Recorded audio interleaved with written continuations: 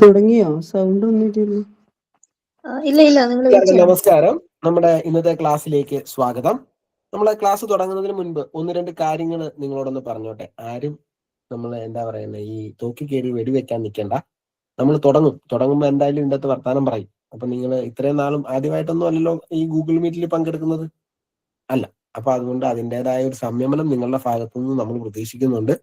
ഒരുപാട് അധ്യാപകർ ജോയിൻ ചെയ്തിരിക്കുന്ന ഒരു ക്ലാസ്സാണിത്. നമ്മൾ ഈ ക്ലാസ്സിൽ എടുക്കുന്നത് കാറ്റഗറി 1ന്റെ EVS എന്ന് പറയുന്ന വിഷയമാണ്. കാറ്റഗറി 2 സയൻസ് എഴുതുന്ന അധ്യാപകർക്കും ഈ ക്ലാസ്സിൽ കയറാം എന്ന് നമ്മൾ പറഞ്ഞിട്ടുണ്ട്. അതും താല്പര്യമുള്ളവർക്ക് മാത്രം, നമ്മൾ ആരെയും നിർബന്ധിക്കുന്നതല്ല. പിന്നെ ഒന്ന് രണ്ട് കാര്യങ്ങൾ ക്ലാസ്സിന് മുന്നേ നിങ്ങളോട് പറയുകയാണ്. ഒന്ന്, നിങ്ങളുടെ മൈക്ക് നിങ്ങൾ ശ്രദ്ധിക്കുക. മൈക്ക് നിങ്ങൾ ഓഫാക്കി വെക്കുക. എന്തെങ്കിലും അത്യാവശ്യ കാര്യങ്ങളുണ്ടെങ്കിൽ നമുക്ക് ഇതിൻ്റെ അകത്തൊരു ചാറ്റ് ബോക്സ് ഉണ്ട്. ആ ചാറ്റ് ബോക്സ് നിങ്ങൾക്ക് ഉപയോഗിക്കാം. അതിൽ നിങ്ങളുടെ സംശയങ്ങൾ ചോദിക്കാം. ടീച്ചർ കൃത്യമായിട്ട് അത് വായിക്കുകയും അതിന് മറുപടി നിങ്ങൾക്ക് തരികയും ചെയ്യും. പിന്നെ ടീച്ചർ എന്തെങ്കിലും കാര്യം ചോദിച്ചാൽ മാത്രം, ക്ലാസ് എടുക്കുന്ന അധ്യാപകനോ അധ്യാപികയോ നിങ്ങളോട് എന്തെങ്കിലും ചോദിച്ചാൽ മാത്രം നിങ്ങൾ മൈക്ക് ഓൺ ആക്കുക. അങ്ങനെ മൈക്ക് ഓൺ ആക്കുന്നവർ ദയവായിട്ട് അത് ഓഫാക്കുന്നത് എങ്ങനെയാണെന്നും കൂടെ ഒന്ന് പഠിച്ചിട്ട് വേണം ഓൺ ആക്കാൻ. അല്ലെങ്കിൽ നമ്മൾ മറ്റുള്ളവർക്ക് അതൊരു ബുദ്ധിമുട്ടാവും. കാരണം നമ്മളിത് ഈ ക്ലാസ്സിന്റെ അകത്ത് നിങ്ങൾ ചില ആളുകൾക്ക് നമ്മൾ ഇതിന്റെ റെക്കോർഡഡ് വേർഷൻ കൊടുക്കുന്നുണ്ട്. നമ്മൾ ക്രാഷ് കോഴ്സിൽ പങ്കെടുക്കുന്നവർക്ക് റെക്കോർഡഡ് വേർഷൻ ഇല്ല, ലൈവ് ക്ലാസ് മാത്രമേ ഉള്ളൂ എന്ന് മുൻകൂട്ടി പറഞ്ഞിട്ടുള്ളതാണ്. റെക്കോർഡഡ് വേർഷൻ അവർക്ക് ഉണ്ടായിരിക്കില്ല. എന്നാൽ നമ്മുടെ മെയിൻ ബാച്ചിലുള്ളവർക്ക് എല്ലാവർക്കും ഇതിന്റെ റെക്കോർഡഡ് വേർഷൻ ആപ്ലിക്കേഷൻ വഴി ലഭിക്കുന്നതാണ്. അങ്ങനെ ലഭിക്കുമ്പോൾ മൈക്ക് ഓൺ ആക്കിയിട്ടുണ്ടെങ്കിൽ അത് അവർക്ക് ബുദ്ധിമുട്ട് ഉണ്ടാക്കാൻ ഇടയുണ്ട്. അതുകൊണ്ടാണ് നിങ്ങൾ തന്നെയാണ് അതിന്റെ റെക്കോർഡഡ് വേർഷൻ കേൾക്കുന്നത്. അപ്പം പര പറഞ്ഞിട്ട് ഒരു എക്കോ പോലെ ഇരിക്കും. പിന്നെ നമ്മൾ ഈ ക്ലാസ് നമ്മൾ ഇനി അങ്ങോട്ടേക്ക് ഇന്ന് മുതൽ 53 ദിവസങ്ങളാണ് നമുക്ക് പരീക്ഷയ്ക്കുള്ളത്. ഇന്ന് മുതൽ അങ്ങോട്ടേക്ക് കൃത്യമായിട്ടുള്ള ടൈം ടേബിൾ അനുസരിച്ച് മാത്രമായിരിക്കും ക്ലാസ്സുകളിൽ മുമ്പോട്ട് പോവുക. ഈ ക്ലാസ് നമ്മൾ കൃത്യം 9 ആകാൻ 2 മിനിറ്റ് ഉള്ളപ്പോൾ അവസാനിപ്പിക്കും. പക്ഷെ കാറ്റഗറി 1ഉം കാറ്റഗറി 2ന്റെ സോഷ്യൽ സയൻസും എഴുതുന്നവരുണ്ടെങ്കിൽ നിങ്ങൾ ഈ ക്ലാസ്സിൽ തന്നെ തുടരുക. ഈ ലിങ്കിൽ നിന്ന് നിങ്ങൾ പുറത്തു പോകേണ്ട. ഈ സമയം നിങ്ങളുടെ സ്കൂൾ പീരീഡ് മാറുന്ന പോലെ തന്നെ ഈ ടീച്ചർ മാറി അടുത്ത ടീച്ചർ ഇതേ ലിങ്കിൽ തന്നെ നിങ്ങൾക്ക് ക്ലാസ് എടുക്കും. അതായത് ഈ ക്ലാസ് കൃത്യം 9 മണിക്ക് ഇവിടെ അവസാനിച്ചിട്ട് ഇതേ ലിങ്കിൽ തന്നെ ആയിരിക്കും അൽഫോൻസ ടീച്ചറിന്റെ സോഷ്യൽ സയൻസ് ക്ലാസ് ആരംഭിക്കുക. അപ്പം ഈ കൂട്ടത്തിൽ കാറ്റഗറി 2 സോഷ്യൽ സയൻസ് എഴുതുന്നവരുണ്ടെങ്കിൽ നിങ്ങൾ ഈ ക്ലാസ് അവസാനിച്ചതിന് ശേഷം ഒരു വെള്ളമൊക്കെ കുടിച്ച് ഒന്ന് ഫ്രഷ് ആയിട്ട് വന്ന് അടുത്ത ക്ലാസ്സിൽ ഈ ക്ലാസ്സിൽ തന്നെ ഇരിക്കുക. ഈ ലിങ്കിൽ തന്നെ ഇരിക്കുക. നിങ്ങൾ പ്രത്യേകിച്ച് പുതിയ ലിങ്കിൽ ഒന്നും കയറണ്ട. ആ ഗ്രൂപ്പിൽ സെപ്പറേറ്റ് സോഷ്യൽ സയൻസ് പഠിക്കുന്നവർ ഈ ഗ്രൂപ്പിലേക്ക് ആ സമയത്തേക്ക് ആഡ് ആയിക്കോളും. ടീച്ചർ കൃത്യമായിട്ട് ടീച്ചറിന് നമ്മൾ റിമൈൻഡർ കൊടുക്കും. ആ സമയത്ത് ടീച്ചർ കൃത്യം 2 മിനിറ്റ് മുൻപേ ക്ലാസ് അവസാനിപ്പിക്കുകയും ചെയ്യും. മുൻപോട്ട് അതിൽ കൂടുതൽ നിങ്ങളെ കൊണ്ടുപോവുകയാണ്. പിന്നെ നമ്മൾ ഈ പറയുന്നത് പോലെ ഇപ്പം സോഷ്യൽ സയൻസിന്റെ ക്ലാസ് ഉള്ളത് കൊണ്ടാണ് നമ്മൾ അഡീഷണലായി 8 മണി മുതൽ ഒരു ക്ലാസ് ഇട്ടിരിക്കുന്നത്. ഇനി നമ്മളിത് കണ്ടിന്യൂ ചെയ്തുകൊണ്ട് പോകാൻ തന്നെയാണ് നമ്മുടെ പ്ലാൻ. അതായത് ഇനി അങ്ങോട്ടേക്ക് സോഷ്യൽ സയൻസിന്റെ ക്ലാസ് തീർന്നാലും നിങ്ങൾക്ക് ഇതേ സമയം 8 മണി മുതൽ 9 മണി വരെ ഒരു ക്ലാസ്സും 9 മണി മുതൽ 10 മണി വരെ വേറൊരു ക്ലാസ്സും 2 ടീച്ചർമാര് നിങ്ങൾക്ക് സ്ഥിരമായിട്ട് ഉണ്ടായിരിക്കുന്നതാണ്. അഖില ടീച്ചറെ, ഞാൻ പറയുന്നത് കേൾക്കുന്നുണ്ടല്ലോ അല്ലെ? ഉണ്ട് സർ, ഉണ്ട്. ഓക്കെ. അപ്പൊ സൗണ്ടിന് പ്രശ്നമില്ല എന്നുള്ളത് നമ്മൾ ഉറപ്പിച്ചു. സൗണ്ടിന് പ്രശ്നം ആർക്കെങ്കിലും നേരിടുന്നുണ്ടെങ്കിൽ അവരൊന്ന് ലെഫ്റ്റ് ആയിട്ട് വീണ്ടും റീജോയിൻ ചെയ്യുക. ഓക്കെ. പിന്നെ നിങ്ങളോട് നമ്മൾ പറഞ്ഞിരിക്കുന്ന കൃത്യമായിട്ടുള്ള കാര്യങ്ങളാണ്. അതായത് EVSന്റെ ക്ലാസ്സുകൾ നിലവിൽ പഠിച്ചിരിക്കുന്ന ആളുകളുണ്ട്, നന്നായിട്ട് പഠിച്ച് മറ്റ് ക്ലാസ്സുകൾ കണ്ട് അല്ലെങ്കിൽ എന്താ പറയുന്നത് മുന്നിലത്തെ ക്ലാസ്സുകൾ കണ്ട് റെക്കോർഡഡ് ക്ലാസ്സുകളും ലൈവ് ക്ലാസ്സുകളും കൂടി എല്ലാം തയ്യാറായിട്ടിരിക്കുന്ന ആളുകളുണ്ട്. അതുപോലെ ഇന്നു മുതൽ ആദ്യമായിട്ട് ക്രാഷ് കോഴ്സിൽ പങ്കെടുക്കുന്ന ആളുകളും ഉണ്ട്. അപ്പോ നിങ്ങൾ ചിന്തിക്കേണ്ട ഒരു കാര്യം, ഇത് പഠിച്ചവർക്ക് ഒരു റിവിഷൻ ആയിട്ടും പുതിയതായിട്ടുള്ളവർക്ക് ഒരു പുതുമയുള്ള ഒരു എന്താ പറയുന്നത് വിഷയമായിട്ടും നിങ്ങൾ എടുക്കുക. അതായത് നിങ്ങൾ നിലവിൽ പഠിച്ചിട്ടുണ്ടെങ്കിൽ ഇത് നിങ്ങൾക്കൊരു റിവിഷൻ ആയിട്ട് എടുക്കുക. അല്ലാതെ ഇതുവരെ നിങ്ങൾ പഠിച്ചിട്ടില്ല, ചിലപ്പോൾ നമ്മുടെ ആദ്യത്തെ ബാച്ചിലൊക്കെ കയറിയിരിക്കുന്നവർ BLO ഡ്യൂട്ടിയിലും അതുപോലെ തന്നെ മറ്റ് പരീക്ഷകളിലും ഒക്കെ പെട്ട് പിന്നെ HMമാര് അവരുടെ ബുദ്ധിമുട്ടുകളും ഒക്കെ ഇങ്ങനെ ഉള്ള ആളുകൾ ഉണ്ടാവും. അപ്പൊ അവരോടാണ് ഞാൻ പറയുന്നത്, ഇതുവരെ നിങ്ങൾ പഠിച്ചിട്ടില്ലെങ്കിൽ ഇത് നിങ്ങൾക്ക് തുടക്കമാണ്. ഇനി ഇതുവരെ നിങ്ങൾ പഠിച്ചിട്ടുണ്ടെങ്കിൽ ഇത് നിങ്ങൾക്കൊരു റിവിഷനാണ്. അപ്പൊ അതുകൊണ്ട് ആ തരത്തിൽ വേണം നിങ്ങൾ ഈ ക്ലാസ്സിനെ അപ്രോച്ച് ചെയ്യാൻ. തിരക്ക് പിടിച്ച് നമ്മൾ എന്താ പറയുന്നത് എല്ലാം കൂടെ ഇന്ന് ഒറ്റ ദിവസം കൊണ്ട് തീർത്തിട്ട് പോകാമെന്ന് വിചാരിച്ചാൽ നടക്കില്ല. നിങ്ങൾക്കറിയാം 2 വർഷത്തെ DLEDന്റെ സിലബസ് ആണ് ഇവർ ഈ 7 ദിവസം കൊണ്ട് ക്ലാസ് എടുക്കുന്നത്. ഇവർക്ക് നമ്മൾ ഓരോ ടീച്ചർമാർക്കും കൊടുത്തേക്കുന്ന 7 അല്ലെങ്കിൽ 8 ദിവസങ്ങളാണ്. 7 അല്ലെങ്കിൽ 8 ദിവസങ്ങൾ എന്ന് പറയുമ്പോൾ 8 മണിക്കൂർ. കാരണം നമുക്ക് ഫെബ്രുവരി 6-ാം തീയതിക്ക് മുന്നേ എല്ലാ വിഷയങ്ങളും തീർക്കേണ്ടതുണ്ട്. അതിനുശേഷം ഫെബ്രുവരി 6-ാം തീയതി മുതൽ നമുക്ക് കണക്കിന്റെ ക്ലാസ്സുകൾ എടുത്തു തുടങ്ങേണ്ടതുണ്ട്. അതിനുശേഷം നമുക്ക് ഒരു കലാശക്കൊട്ടുണ്ട്. ആ കലാശക്കൊട്ടിന്റെ സമയമാകുമ്പോഴേക്കും നമുക്ക് എന്ത് ചെയ്യാനുണ്ട്? ഈ പരിപാടികളെല്ലാം തീർത്ത് നിങ്ങളെ ആ കലാശക്കൊട്ടിലേക്ക് പ്രിപ്പയർ ചെയ്യിപ്പിക്കേണ്ടതുണ്ട്. അപ്പൊ അതുകൊണ്ട് എന്നിട്ട് വേണം നിങ്ങളെ പരീക്ഷ എഴുതിപ്പിക്കാനായിട്ട്. നമുക്കിപ്പോ നിലവിൽ പൊതുപരീക്ഷയാണ്. സർവീസിലുള്ളവർക്കും സർവീസിലില്ലാത്തവർക്കും പഠിച്ചുകൊണ്ടിരിക്കുന്നവർക്കും ഒക്കെ എഴുതാൻ പറ്റുന്ന ഒരു പരീക്ഷയാണ് ഇപ്പോൾ വരാൻ പോകുന്നത് ഫെബ്രുവരി 21-നും 23-നും. ആ പരീക്ഷയ്ക്ക് വേണ്ടിയിട്ടുള്ള പരിശീലനമാണ് നമ്മളിവിടെ നടത്തുന്നത്. അപ്പൊ നിങ്ങൾ എല്ലാവരും നന്നായി ഇന്നു മുതൽ, ഇതുവരെ എങ്ങനെയോ ആയിക്കോട്ടെ, ഇതുവരെ നിങ്ങൾ എന്തോ കാണിച്ചോട്ടെ, പഠിച്ചില്ലെങ്കിൽ പഠിക്കണ്ട, പഠിക്കാത്തതൊക്കെ മറന്നുപോയെങ്കിൽ മറന്നുപോയി, എല്ലാം വിട്ടേരെ. ഇന്നു മുതൽ നിങ്ങൾ കാറ്റഗറി 1-കാർ ഇതിൽ സജീവമായിരിക്കണം. അപേക്ഷയാണ്, ആജ്ഞയല്ല, നിങ്ങളോടുള്ള ഒരു അപേക്ഷ മാത്രമാണ്. അപ്പൊ നിങ്ങളെല്ലാവരും സഹകരിക്കും എന്ന് കരുതുന്നു. സഹകരിക്കുമെങ്കിൽ ഒരു തമ്പിട്ടാൽ നമുക്ക് മുമ്പോട്ട് പോകാം. ഓക്കെ. അപ്പോ നമ്മുടെ അഖില ടീച്ചറിനെ നിങ്ങൾക്കറിയാം. അഖില ടീച്ചർ എല്ലാ ദിവസവും ക്ലാസ് നടത്തും. പിറ്റേന്ന് തന്നെ അതിന്റെ പരീക്ഷ നിങ്ങൾക്ക് നടത്തും. ഇനി നിങ്ങൾക്ക് എല്ലാ ദിവസവും അങ്ങോട്ടേക്ക് പരീക്ഷകൾ ഉണ്ടാവും. നിങ്ങൾക്ക് കൃത്യമായ സമയങ്ങളിൽ ഇന്ന് നടത്തുന്ന ക്ലാസ്സിനെ സംബന്ധിച്ച് ആ ടോപ്പിക് വെച്ചിട്ട് നാളെ തന്നെ നിങ്ങൾക്ക് പരീക്ഷ നടത്തും. ഏത് വിഷയം ക്ലാസ് എടുത്താലും പരീക്ഷ ഉണ്ടാവും. അതിനിടയിൽ നിങ്ങൾക്ക് ഈ ടീച്ചർമാർക്ക് ഏതെങ്കിലും തരത്തിൽ ഒരു ബുദ്ധിമുട്ട് വന്നാൽ ആ സമയത്ത് നിങ്ങൾക്ക് പകരത്തിന് ടീച്ചർമാരെ വെച്ചിട്ട് ക്വസ്റ്റ്യൻ പേപ്പർ ഡിസ്കഷൻ നടത്തും. ഇപ്പൊ ടീച്ചർ നമ്മളോട് നേരത്തെ തന്നെ ഒരു ദിവസം ലീവ് പറഞ്ഞിട്ടുണ്ട്.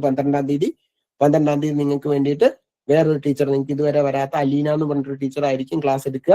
ഞങ്ങളുടെ പഴയകാല സൈക്കോളജി അധ്യാപികയാണ്. അഖില ടീച്ചറൊക്കെ ഇവരൊക്കെ ഒരുമിച്ച് വന്നതാണ് നമ്മുടെ അടുത്ത്. അപ്പം വിദ്യാവീതിയുടെ തുടക്കക്കാരാണ് ഇവരെല്ലാം. ഇപ്പൊ തന്നെ നിങ്ങൾ മൈക്ക് ഓൺ ആക്കി തുടങ്ങി. ഇതാണ് ഞാൻ പറഞ്ഞത്, നിങ്ങൾ പിള്ളേരെക്കാളും കഷ്ടമാവരുത്. നിങ്ങൾ എത്രയോ 40-50 പിള്ളേരെ അധ്യയനം നടത്തുന്ന അധ്യാപകരാണ്. അപ്പൊ നിങ്ങൾ അതിൻ്റെതായ ഒരു ഇത് കാണിക്കുമെന്ന് ഞാൻ നിങ്ങളുടെ ഭാഗത്തുനിന്ന് പ്രതീക്ഷിക്കുന്നു കേട്ടോ. നിങ്ങൾ അങ്ങനെ ഈ പിള്ള കളിക്കരുത്. അപ്പം എന്താണ്, നമുക്ക് ഒരു ടീച്ചർ പോയാൽ മറ്റൊരു ടീച്ചറിനെ വെച്ച് നമ്മൾ ഇനി കണ്ടിന്യൂസ്, ഇനി അങ്ങോട്ടേക്ക് എല്ലാ ദിവസവും ക്ലാസ് കാണും. ഇന്നു മുതൽ എങ്ങനെയോ ആയിക്കോട്ടെ, ഞാൻ തുടക്കത്തിലേ പറഞ്ഞു, നിങ്ങൾ പഠിച്ചില്ലേ പഠിക്കണ്ട, വിട്ടത് വിട്ടു, എഴുതിയില്ലെങ്കിൽ എഴുതണ്ട, ഇതൊക്കെ വിട്ടു. ഇന്നു മുതൽ നിങ്ങൾ സജീവമായിരിക്കണം. നിങ്ങൾക്ക് 100% ജയിപ്പിക്കാൻ വേണ്ടത് നമ്മൾ ഇന്നു മുതൽ അങ്ങോട്ടേക്ക് ഈ 53 ദിവസം കൊണ്ട് തരും. 53 ദിവസം കൊണ്ട് നിങ്ങളെ നമ്മൾ വിജയിപ്പിക്കാൻ പാകത്തിനാക്കിയെടുക്കും. നിങ്ങൾ സഹകരിച്ചാൽ. അയ്യോ സാറേ എനിക്ക് ആ സമയത്ത് ക്ലാസ്സിൽ കയറാൻ പറ്റൂല എന്ന് പറഞ്ഞിട്ട് കാര്യമില്ല. റെക്കോർഡഡ് ക്ലാസ് കാണുന്ന മാന്യന്മാരോടാണ് ഞാൻ പറയുന്നത്, റെക്കോർഡഡ് ക്ലാസ് ഒരിക്കലും നമുക്ക് മുഴുവനായിട്ട് കണ്ടു തീർക്കാൻ പറ്റൂല. അതുകൊണ്ട് തന്നെയാണ് പറയുന്നത് ലൈവ് ക്ലാസ്സിൽ പങ്കെടുക്കുക. അതുകൊണ്ടാണ് നമ്മൾ പുതിയ പിള്ളേർക്ക് റെക്കോർഡഡ് ക്ലാസ് കൊടുക്കാത്തത്. അവർക്ക് കൊടുക്കൂല എന്ന് തന്നെ പറഞ്ഞിട്ടുണ്ട്. കാരണം അവർക്ക് അത് കിട്ടുമെന്നും പറഞ്ഞുകൊണ്ട് അവരെ ക്ലാസ്സിൽ കയറൂല. നിങ്ങൾ ഇപ്പം റെക്കോർഡഡ് ക്ലാസ് കിട്ടുമെന്ന് കരുതി പലരും ആദ്യത്തെ ബാച്ചുകളിലൊന്നും ക്ലാസ്സിൽ കയറിയിട്ടില്ല. വലിയ മാന്യന്മാരായിട്ട് നിൽക്കുന്ന ആൾക്കാരുണ്ട്. അതുകൊണ്ടാണ് പറഞ്ഞത്, കൃത്യം നാളെ മുതൽ നമ്മൾ ഗ്രൂപ്പിൽ അറ്റൻഡൻസ് കൊടുക്കും. ക്ലാസ്സിൽ കയറുന്നവരുടെ എണ്ണം ആ ലിസ്റ്റ് അടക്കം ഗ്രൂപ്പിൽ ഇടുകയും ചെയ്യും. അപ്പം നമുക്ക് തുടങ്ങാം. സമയം കളയുന്നില്ല. നമ്മുടെ പ്രിയ ബഹുമാനപ്പെട്ട അഖില ടീച്ചറിനെ ക്ലാസ് നയിക്കാനായിട്ട് സ്വാഗതം ചെയ്യും. അഖില ടീച്ചറെ, നമുക്ക് തുടങ്ങാം. Okay sir. ടീച്ചറെ ഒരു 58 ആവുമ്പോൾ നിർത്തിക്കോ. Okay sir. ഓക്കെ. അൽഫോൻസ് കയറിക്കോളൂ. എല്ലാവർക്കും നമസ്കാരം. പുതിയൊരു ക്ലാസ്സിലേക്ക് നമ്മുടെ പുതിയതായിട്ട് ജോയിൻ ചെയ്തവരും ഉണ്ട്, നമ്മുടെ പഴയ ആൾക്കാരും ഉണ്ട്. എല്ലാവർക്കും സ്വാഗതം. ഇപ്പൊ സാറ് പറഞ്ഞ കാര്യങ്ങളൊക്കെ നന്നായിട്ട് അറിയാം. നിങ്ങൾക്ക് എല്ലാ കാര്യങ്ങളും വ്യക്തമായിട്ട് മനസ്സിലായിട്ടുണ്ട്. അപ്പൊ ഞാൻ ചോദിക്കുന്ന കാര്യങ്ങൾക്ക് നിങ്ങൾ മൈക്ക് ഓൺ ആക്കി ഉത്തരം പറയണം. അത് പറഞ്ഞതിന് ശേഷം മൈക്ക് ഓഫ് ആക്കുക വേണം കേട്ടോ. അതുപോലെ തന്നെ നിങ്ങൾ പഠിക്കേണ്ട പോർഷൻസ് പഠിപ്പിക്കും. കുറച്ച് ക്യൂരിയോസിറ്റി ഉള്ള ആൾക്കാർ ഉണ്ട് ഇപ്രാവശ്യത്തെ ബാച്ചിലുണ്ട്. അപ്പം നിങ്ങൾക്ക് പഠിപ്പിക്കേണ്ട കാര്യങ്ങൾ വരും. അപ്പൊ നിങ്ങൾ ആദ്യമേ കുട്ടി അയ്യോ ടീച്ചർ അതെന്താ ഇതെന്താ എന്ന് ചോദിക്കേണ്ട കാര്യമില്ല. നിങ്ങൾക്ക് പഠിപ്പിക്കാനുള്ളതെല്ലാം വരും. അതുപോലെ തന്നെ ഓൾറെഡി ഈ ടോപ്പിക് പഠിച്ച ആൾക്കാർ ദയവായിട്ട് ചാടി കയറി ഉത്തരങ്ങൾ വിളിച്ച് പറയാതിരിക്കാൻ വേണ്ടിയിട്ട് കൂടെ ഒന്ന് ശ്രദ്ധിക്കണം. ഓക്കെ, നമുക്ക് ക്ലാസ് തുടങ്ങാം. നമ്മൾ ഇന്ന് പഠിക്കാൻ വേണ്ടി പോകുന്ന ടോപ്പിക് എന്ന് പറയുന്നത് സിമ്പിൾ മെഷീൻസ്, ലഘു യന്ത്രങ്ങൾ എന്നാണ്. ഈ യന്ത്രങ്ങൾ അല്ലെങ്കിൽ മെഷീൻസ് നമ്മൾ എന്തിനാണ് യൂസ് ചെയ്യുന്നത്? പ്രവൃത്തി എളുപ്പമാക്കാൻ. നമ്മൾ ചെയ്യുന്ന ജോലി ഭാരം ഈസി ആക്കാൻ വേണ്ടിയിട്ടാണ് നമ്മൾ മെഷീൻസ് യൂസ് ചെയ്യുന്നത് അല്ലേ? നമ്മൾ വീട്ടില് ഡെയിലി യൂസ് ചെയ്യുന്ന മെഷീൻസ് ഏതൊക്കെയാണെന്ന് പറഞ്ഞു ഒന്ന് രണ്ടെണ്ണം. മിക്സി,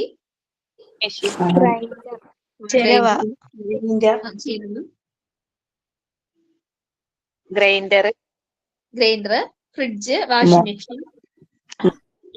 ഓക്കെ, മതി. ഇങ്ങനെയുള്ള ഉപകരണങ്ങളൊക്കെ നമ്മള് മെഷീൻസ് ഒക്കെ നമ്മൾ യൂസ് ചെയ്യാറുണ്ട്. ഇപ്പം വാഷിംഗ് മെഷീൻ ആണെങ്കിൽ നമ്മൾ എന്ത് ജോലി ഭാരം കുറയ്ക്കാൻ വേണ്ടിയിട്ടാ? തുണി അലക്കുന്ന ആ ഒരു ജോലിയുടെ ഭാരം കുറയ്ക്കാനും സമയം ലാഭിക്കാനും വേണ്ടിയാണ് നമ്മൾ യൂസ് ചെയ്യുന്നത്. ഇനി മിക്സർ ഗ്രൈൻഡർ ആണെങ്കിലോ നമുക്ക് അരകല്ലിൽ നമ്മൾ എടുക്കുന്ന ആ അധ്വാനം കുറയ്ക്കാനും അതിന്റെ ആ ഒരു ടൈം നമുക്ക് ലഘൂകരിക്കാനും വേണ്ടിയിട്ട് നമ്മൾ മിക്സർ ഗ്രൈൻഡർ യൂസ് ചെയ്യും. അപ്പൊ നമ്മുടെ ജോലി ഭാരം കുറയ്ക്കാനും നമ്മുടെ ആ ജോലി ചെയ്യുന്ന സമയം നമുക്ക് ലാഭിക്കാനും വേണ്ടിയിട്ടാണ് എല്ലാ മെഷീൻസും നമ്മൾ യൂസ് ചെയ്യുന്നത്, അല്ലെ? ഇതുപോലെ തന്നെ നമ്മുടെ മാനുഷിക പ്രയത്നം, നമ്മുടെ ജോലി ഭാരം കുറയ്ക്കാൻ വേണ്ടിയിട്ട് നമ്മൾ ഉപയോഗിക്കുന്ന തന്നെയാണ് ഈ സിമ്പിൾ മെഷീൻസ് അഥവാ ലഘുയന്ത്രങ്ങൾ എന്ന് പറയുന്നത്. അപ്പൊ ലഘുയന്ത്രങ്ങൾ എന്ന് പറയുന്നത് കുഞ്ഞു കുഞ്ഞു സാധനങ്ങൾ, നമ്മൾ വലിയ മെഷീൻസ് ഒന്നുമല്ല, ചെറിയ പേരിലുള്ള പോലെ തന്നെ സിമ്പിൾ ആയിട്ടുള്ള മെഷീൻസ്. ലഘുയന്ത്രങ്ങൾ നമുക്ക് തരുന്ന പ്രയത്ന ലാഭത്തിന്റെ തോതിനെ സൂചിപ്പിക്കുന്ന പദമാണ് യാന്ത്രിക ലാഭം, മെക്കാനിക്കൽ അഡ്വാൻറ്റേജ്. അപ്പോ ഈ ലഘുയന്ത്രങ്ങൾ ഉപയോഗിക്കുമ്പോൾ, ഈ സിമ്പിൾ മെഷീൻസ് നമ്മൾ ഉപയോഗിച്ച് ഒരു ജോലി ചെയ്യുമ്പോൾ നമുക്ക് അവിടെ എന്തോ ഒരു ലാഭം കിട്ടുന്നുണ്ടല്ലേ? സമയലാഭമാവാം, അല്ലെങ്കിൽ നമ്മുടെ അധ്വാനം കുറയുന്നതാവാം. ആ എത്ര ലാഭം കിട്ടുന്നു, പ്രയത്ന ലാഭം, അതിന്റെ തോത്, ആവറേജ്, അതിനെ സൂചിപ്പിക്കുന്ന പദമാണ് യാന്ത്രിക ലാഭം എന്ന് പറയുന്നത്, മെക്കാനിക്കൽ അഡ്വാൻറ്റേജ്. നമുക്ക് എന്ത് കാര്യമാണ് അവിടെ ലാഭകരമായിട്ട് വരുന്നത്, അതാണ് യാന്ത്രിക ലാഭം എന്ന് പറയുന്നത്. ലഘു യന്ത്രങ്ങൾക്കുള്ള ഉദാഹരണം എന്ന് പറയുമ്പോൾ ഉത്തോലകങ്ങൾ, ലിവർ, ചരിവ് തലങ്ങൾ, ഇൻക്ലൈൻഡ് പ്ലെയിൻസ്, ആപ്പ്, കപ്പി, സ്ക്രൂ, ഇതൊക്കെയാണ് ലഘു യന്ത്രങ്ങൾക്കുള്ള ഉദാഹരണം എന്ന് പറയുന്നത്. ഉത്തോലകങ്ങൾ, ചരിവ് തലങ്ങൾ, ആപ്പ്, കപ്പി, സ്ക്രൂ. ഇനി ഇതിന്റെയൊക്കെ ചിത്രങ്ങൾ നിങ്ങൾ ഗൂഗിൾ ചെയ്ത് നോക്കിക്കഴിഞ്ഞാൽ നിങ്ങൾക്ക് ചിത്രങ്ങൾ കാണാൻ വേണ്ടിയിട്ട് പറ്റും കേട്ടോ. പറഞ്ഞ ആ കപ്പിയും സ്ക്രൂ ഒക്കെ നിങ്ങൾക്ക് അറിയാമായിരിക്കും, ആപ്പ് എല്ലാം അറിയാമായിരിക്കും, ചിത്രങ്ങൾ നിങ്ങൾ കണ്ടിട്ടുണ്ടാകും. ഉത്തോലകങ്ങൾ, ലെവർ, ഒരു നിശ്ചിത ബിന്ദുവിനെ ആധാരമാക്കി ചലിക്കുന്ന ദൃഢദണ്ഡുകളാണ് ഉത്തോലകങ്ങൾ എന്ന് പറയുന്നത്. ഇമ്പോർട്ടന്റ് ആണ്, ഈ ഉത്തോലകങ്ങൾ പഠിക്കുന്ന എല്ലാ കാര്യങ്ങളും ഇമ്പോർട്ടന്റ് ആണ്. ഒരു നിശ്ചിത ബിന്ദുവിനെ ആധാരമാക്കി ചലിക്കുന്ന ദൃഢദണ്ഡുകളാണ് ഉത്തോലകങ്ങൾ എന്ന് പറയുന്നത്. അപ്പൊ ഒരു ഫിക്സ്ഡ് ആയിട്ടുള്ള ഒരു പോയിന്റ് ഉണ്ടാകും, ഒരു ബിന്ദു ഉണ്ടാകും. ആ പോയിന്റിനെ ഫിക്സ് ചെയ്തിരിക്കുന്ന ആ ഒരു പോയിന്റിൽ നിന്നും ചലിക്കുന്ന ഒരു ദൃഢദണ്ഡ്, അതാണ് ഉത്തോലകം എന്ന് പറയുന്നത്. ഫോർ എക്സാമ്പിൾ, നമ്മുടെ നെയിൽ കട്ടർ, നഖം വെട്ടി, എല്ലാവർക്കും അറിയുന്നതാണ്. ഈ നഖം വെട്ടി എന്ന് പറയുന്നത് ഒരു ഉത്തോലകമാണ്, ഒരു സിമ്പിൾ മെഷീനാണ്, അതൊരു ഉത്തോലകമാണ്. ഈ നഖം വെട്ടിയില് ഒരു ഫിക്സഡ് പോയിന്റ് ഉണ്ട്, നമ്മൾ നഖം വെട്ടുന്ന ആ ഭാഗത്തിനടുത്തൊരു ഫിക്സഡ് സ്ക്രൂ, ഒരു ഫിക്സഡ് പോയിന്റ് ഉണ്ട്. ആ പോയിന്റിനെ ബേസ് ചെയ്തുകൊണ്ട് ചലിക്കുന്ന ഒരു ദണ്ഡുണ്ട്. അപ്പൊ അതുകൊണ്ട് നമുക്ക് അതിനെ എന്ത് പറയാം? ഉത്തോലകം എന്ന് പറയാൻ പറ്റും. ജോലി ലഘൂകരിക്കാൻ കഴിയുന്നത് കൊണ്ടാണ് ഉത്തോലകങ്ങളും ലഘുയന്ത്രങ്ങളാകുന്നത്. നമ്മള് ഇപ്പോ നെയിൽ കട്ടറിന് പകരം ബ്ലൈഡോ അല്ലെങ്കിൽ കത്രികയോ അല്ലെങ്കിൽ മറ്റ് കത്തിയോ അങ്ങനെ എന്തെങ്കിലും ഉപയോഗിച്ച് കഴിഞ്ഞാൽ കൈ മുറിയാനുള്ള സാധ്യത കൂടുതലാണ്. നഖത്തിന് നമ്മൾ ഉദ്ദേശിക്കുന്ന പോലുള്ള ഷേപ്പ് ഉണ്ടാവത്തില്ല.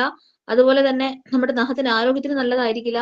അപ്പൊ ഇങ്ങനെയുള്ള കുറെ കാര്യങ്ങളുണ്ട്. അതുപോലെ ടൈം കൂടുതൽ എടുക്കും. നമ്മൾ ബ്ലേഡ് ഒക്കെ യൂസ് ചെയ്യണമെങ്കിൽ കുറച്ച് ശ്രദ്ധിച്ചൊക്കെ ചെയ്യേണ്ടി വരും. അതേ ടൈമില് നമ്മൾ നഖം വെട്ടിയാണ് ഉപയോഗിക്കുന്നതെങ്കിൽ നമുക്ക് ഈസി ആയിട്ട് എന്ത് ചെയ്യാൻ പറ്റും? നെയിൽ കട്ട് ചെയ്യാൻ വേണ്ടിയിട്ട് പറ്റും. അതുകൊണ്ട് അവിടെ ആ ഒരു ജോലി നമുക്ക് എന്ത് ചെയ്യുന്നുണ്ട്? ലഘൂകരിക്കുന്നുണ്ട്. അതുകൊണ്ടാണ് ഇതും ഈ ഉത്തോലകങ്ങളും ലഘുയന്ത്രങ്ങൾക്കകത്ത് വരുന്നത്. അപ്പൊ ഇതിനകത്ത് ഈ ഉത്തോലകത്തിനകത്ത് 3 പ്രധാനപ്പെട്ട കാര്യങ്ങളുണ്ട്. 3 ഫിക്സഡ് പോയിന്റുകൾ, 3 പോയിന്റുകളുണ്ട്, 3 കാര്യങ്ങളുണ്ട്. 1 ധാരം, 2 യത്നം, 3 രോധം. ധാരം, യത്നം, രോധം. ധാരം ഫൾക്രം, എഫ് എന്ന് പറയുന്ന അക്ഷരം കൊണ്ട് നമുക്ക് റെപ്രസെന്റ് ചെയ്യാം. ധാരം, ഫൾക്രം, എഫ്.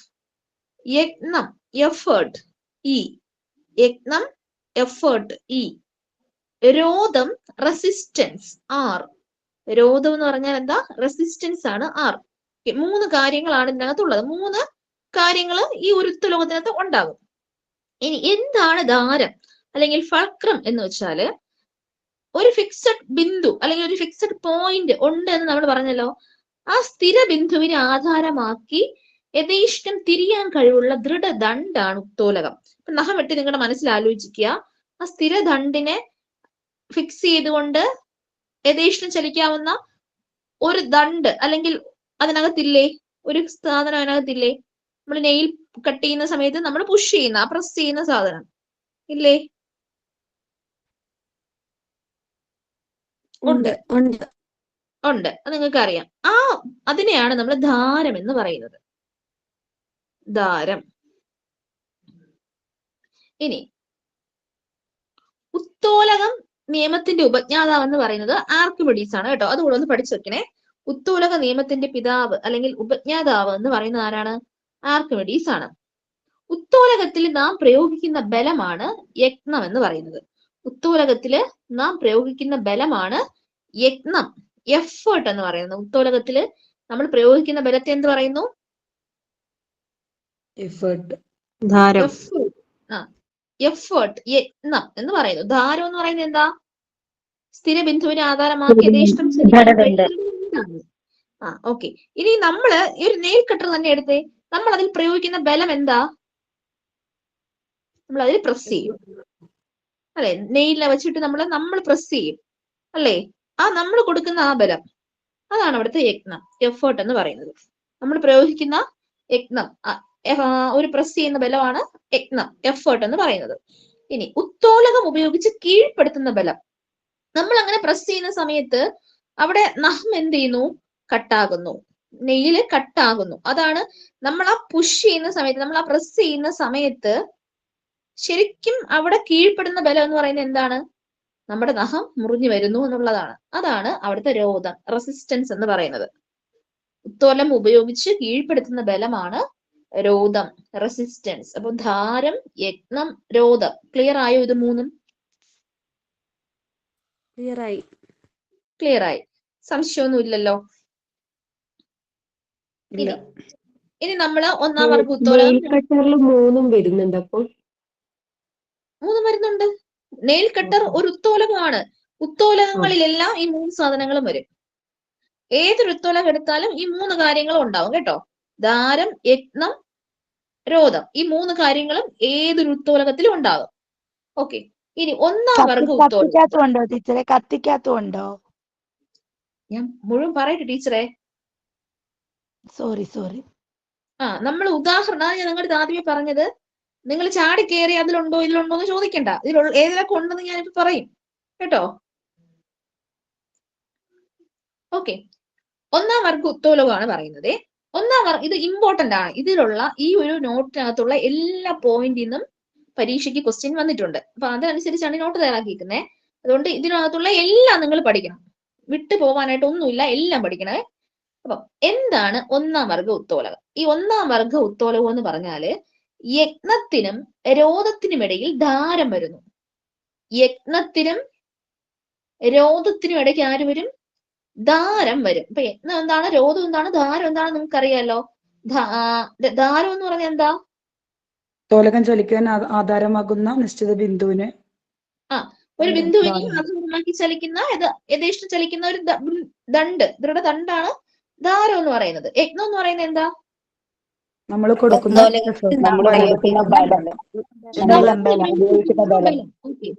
Very good. നമ്മൾ പ്രയോഗിക്കുന്ന ബലമാണ്. ഇനി എന്താണ് രോധം?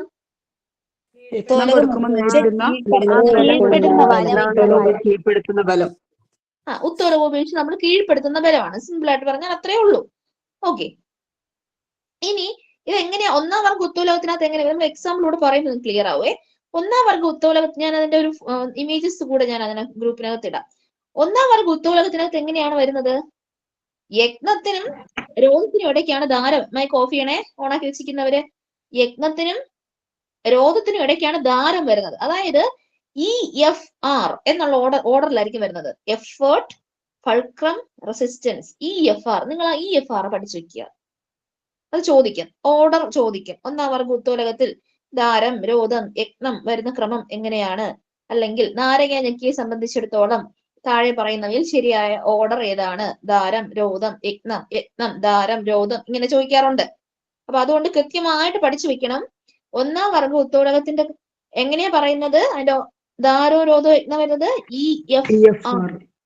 EFR എന്ന് പഠിച്ചു വെക്കുക. EFR. Effort, fulcrum, resistance. യജ്ഞം, ധാരം, രോധം. അതാണ് ഒരു ഓർഡർ എന്ന് പറയുന്നത്. ഇനി നമ്മൾ യാന്ത്രിക ലാഭം എന്താണെന്നുള്ളത് പറഞ്ഞായിരുന്നു. ഒന്നാം വർഗ ഉത്തോലകത്തിന്റെ യാന്ത്രിക ലാഭം എന്ന് പറയുന്നത് ഒന്നിൽ കൂടുതലോ ഒന്നിൽ കുറവോ ഒന്നോ ആയിരിക്കും. ഒന്നാം വർഗ ഉത്തോലകത്തിന്റെ യാന്ത്രിക ലാഭം എങ്ങനെയാണ്? ഒന്നിൽ കൂടുതലായിരിക്കാം, അല്ലെങ്കിൽ ഒന്നായിരിക്കാം, ഒന്നിൽ കുറവ് ആയിരിക്കാം. ക്ലിയർ ആയോ?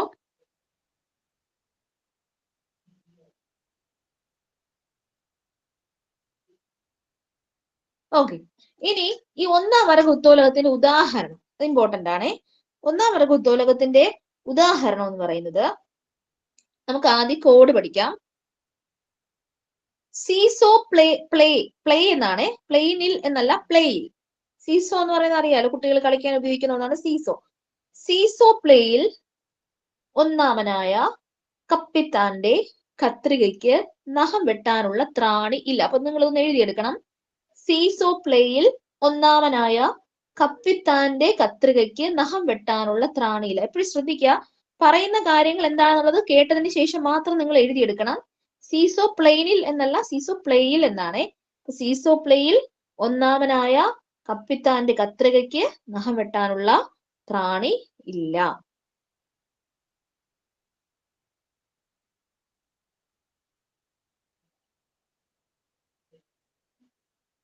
ഓക്കെ. ഇനി എന്താണ് ഉദാഹരണം നോക്കാം. സീസോ, സീസോ തന്നെയാണ്. പ്ലേയിൽ, പ്ലെയേഴ്സ്, പ്ലേ എന്ന് പറയുന്നത് എന്താ? പ്ലെയേഴ്സ്. സീസോ, സീസോ തന്നെയാണ്. പ്ലേ എന്ന് പറയുമ്പോൾ എന്താ? പ്ലെയേഴ്സ്. ഒന്നാമൻ, ഇവിടെ ഒന്നാമൻ എന്ന് ഉദ്ദേശിക്കുന്നത് ഒന്നാം വർഗം എന്നാണ്. ഒന്നാമൻ എന്ന് ഉദ്ദേശിക്കുന്നത് എന്താണ്? ഒന്നാം വർഗം. കപ്പിത്താൻ, കപ്പി, കപ്പി. കത്രിക, കത്രിക. നഖം വെട്ടാൻ, നഖം വെട്ടി. ത്രാണി, ത്രാസ്. സീസോ, പ്ലെയേഴ്സ്, കപ്പി, കത്രിക, നഖം വെട്ടി, ത്രാസ്. ഇങ്ങനെയാണ് വരുന്നത്.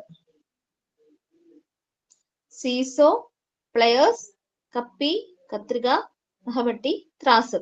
കത്രിക, ഉദാഹരണമായിട്ട് നമുക്ക് കത്രിക എടുക്കാം. കത്രികയില് ഒരു ഫിക്സഡ് ബിന്ദു ഉണ്ടോ? ഉണ്ട്. അതെവിടെയാ വരുന്നത്? ഈ ഫിക്സഡ് ബിന്ദുവിനെ ഏകദേശം ചലിക്കുന്ന ദണ്ഡിനെയാണ് നമ്മൾ ഫൾക്രോ എന്ന് പറയുന്നത്. അതെവിടെയാണ് വരുന്നത്?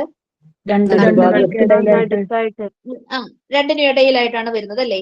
ഇനി നമ്മള് കീഴ്പ്പെടുത്തുന്ന ബലം അല്ലെങ്കിൽ നമ്മൾ ബലം പ്രയോഗിക്കുന്നത് എവിടെയാ വരുന്നത്? ഫ്രണ്ട് പോർഷനിലായിട്ട് നമ്മൾ ആ കൈകൾ ഉപയോഗിക്കുന്ന സ്ഥലം നമ്മൾ അത് ചലിക്കും അല്ലേ? കീഴ്പ്പെടുത്തുന്ന ബലം മറുവശത്ത് വരും. ഇങ്ങനെയല്ലേ നമ്മൾ ഓർഡർ പഠിച്ചത്? EFR. നടുക്ക് വരുന്നത് ഫൾക്രം. ക്ലിയർ ആയോ അത്? ഇപ്പൊ സീസോ ആണെങ്കിൽ അങ്ങനെ തന്നെയാണ്.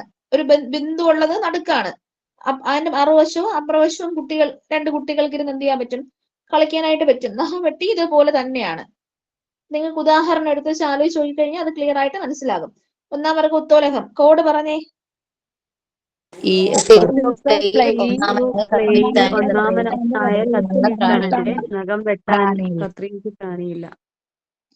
സീസോ പ്ലേയിൽ ഒന്നാമനായ കപ്പിത്താന്റെ കത്രികയ്ക്ക് നഖം വെട്ടാനുള്ള ത്രാണിയില്ല. ഉദാഹരണങ്ങൾ പറഞ്ഞേ. സീസോ, പ്ലെയേഴ്സ്, കത്രിക,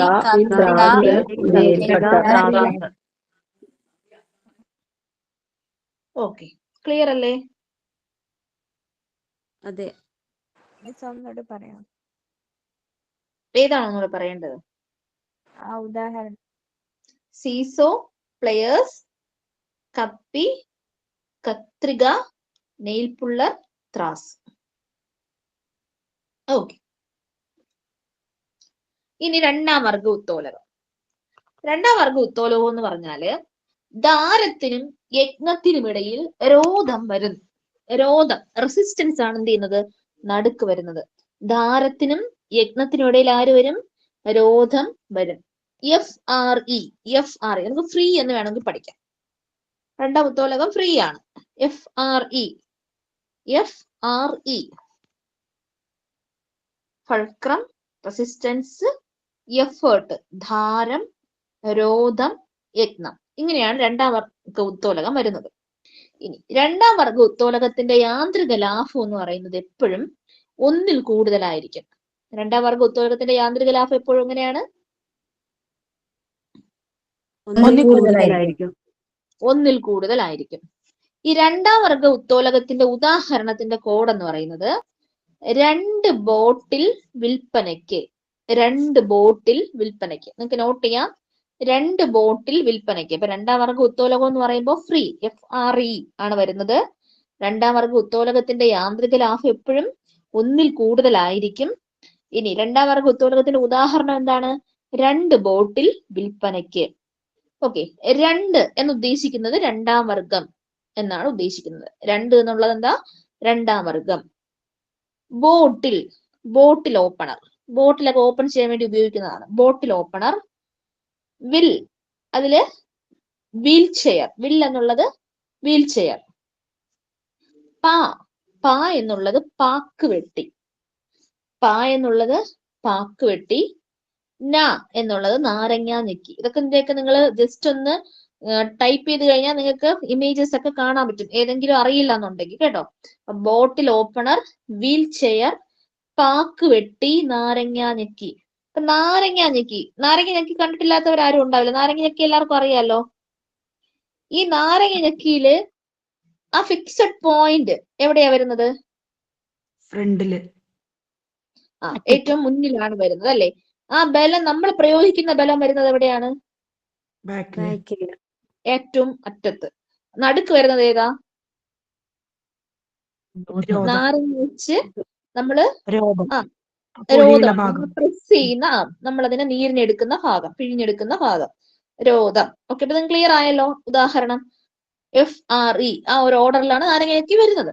അപ്പൊ ബോട്ടിൽ ഓപ്പണർ, വീൽ ചെയർ, പാക്ക് വെട്ടി, നാരങ്ങ ഞെക്കി. ഈ ഒരു ഓർഡറിലാണ് രണ്ടാം വർഗ ഉത്തോലകം വരുന്നത്. 2 ബോട്ടിൽ വിൽപ്പനയ്ക്ക്. പറഞ്ഞേ, രണ്ടാം വർഗ ഉത്തോലകത്തിന് ഉദാഹരണങ്ങൾ പറഞ്ഞേ.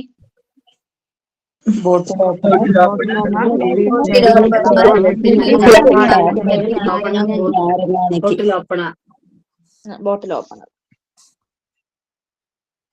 ഇനി മൂന്നാം വർഗ ഉത്തോലകം. രോധത്തിനും ദാരത്തിനുമിടയിൽ യത്നം വരുന്ന ഉത്തോലകങ്ങളാണ് മൂന്നാം വർഗ ഉത്തോലകം. രോധത്തിനും ദാരത്തിനും ഇടയില് യത്നം വരുന്നത്. അപ്പൊ നടുക്ക് വരുന്ന ആരാ? യത്നമാണ് വരുന്നത്. REF, റഫ് എന്ന് പഠിക്കാം നമുക്ക്. ഒന്നാമത്തത് EFR ആയിരുന്നു, രണ്ടാമത്തത് എന്തുവായിരുന്നു?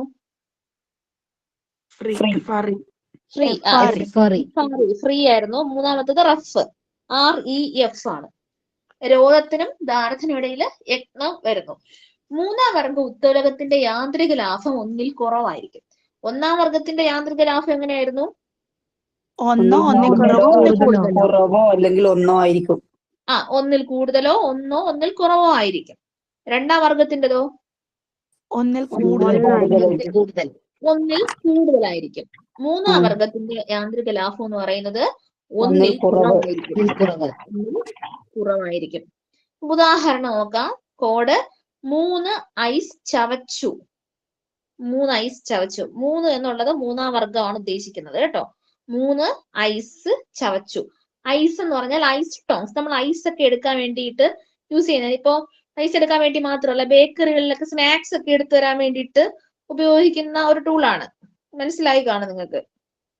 ഓക്കെ, പിന്നെയുള്ളത് ചവണ, പിന്നെയുള്ളത് ചൂണ്ട. ഈ ഐസ് ടോങ്സ് നിങ്ങൾക്ക് അറിയാമോ? മനസ്സിലായോ പറഞ്ഞത്? പ്ലക്കർ പോലുള്ള അതെ, പ്ലക്കർ പോലെ ഇരിക്കുന്ന, വി പോലെ ഇരിക്കുന്ന സാധനമാണ്. ഓക്കെ, അതിലെവിടെയാണ് ഈ ഫിക്സഡ് പോയിന്റ് വരുന്നത്? ഫ്രണ്ടില്, എൻഡില്, ഒരറ്റത്താണല്ലേ. ഇനി നമ്മള് റെസിസ്റ്റൻസ് വരുന്നത് എവിടെയാണ്? നടുക്കില് ആണോ? രോധം വരുന്നത് എവിടെയാ? രോധം അറ്റത്ത് വരും. ആദ്യം നമ്മൾ ആ സ്നാക്സ് എടുക്കുന്ന ഭാഗം അല്ലെ ആദ്യം. പിന്നെ നടുക്ക് വരുന്നതാണ് എഫേർട്ട്. നമ്മൾ പ്രസ് ചെയ്യുന്നത് അതിന്റെ മധ്യഭാഗത്താണ്. അപ്പൊ എഫേർട്ടാണ് നടുക്ക് വരുന്നത്. നിങ്ങൾക്ക് ക്ലിയർ ആയിട്ടുണ്ടാവും. മനസ്സിലാകാത്തവര് ജസ്റ്റ് ഒന്ന് ഗൂഗിൾ ചെയ്താൽ മതി, ചിത്രം കാണും, അപ്പൊ നിങ്ങൾക്ക് മനസ്സിലാവും. 3 ഐസ് ചവച്ചു. ഐസ് ടോങ്സ്, ചവണ, ചൂണ്ട. അപ്പൊ മൂന്നാം വർഗ ഉത്തോലകം ഏതൊക്കെയാണ്? ഐസ് ടോങ്,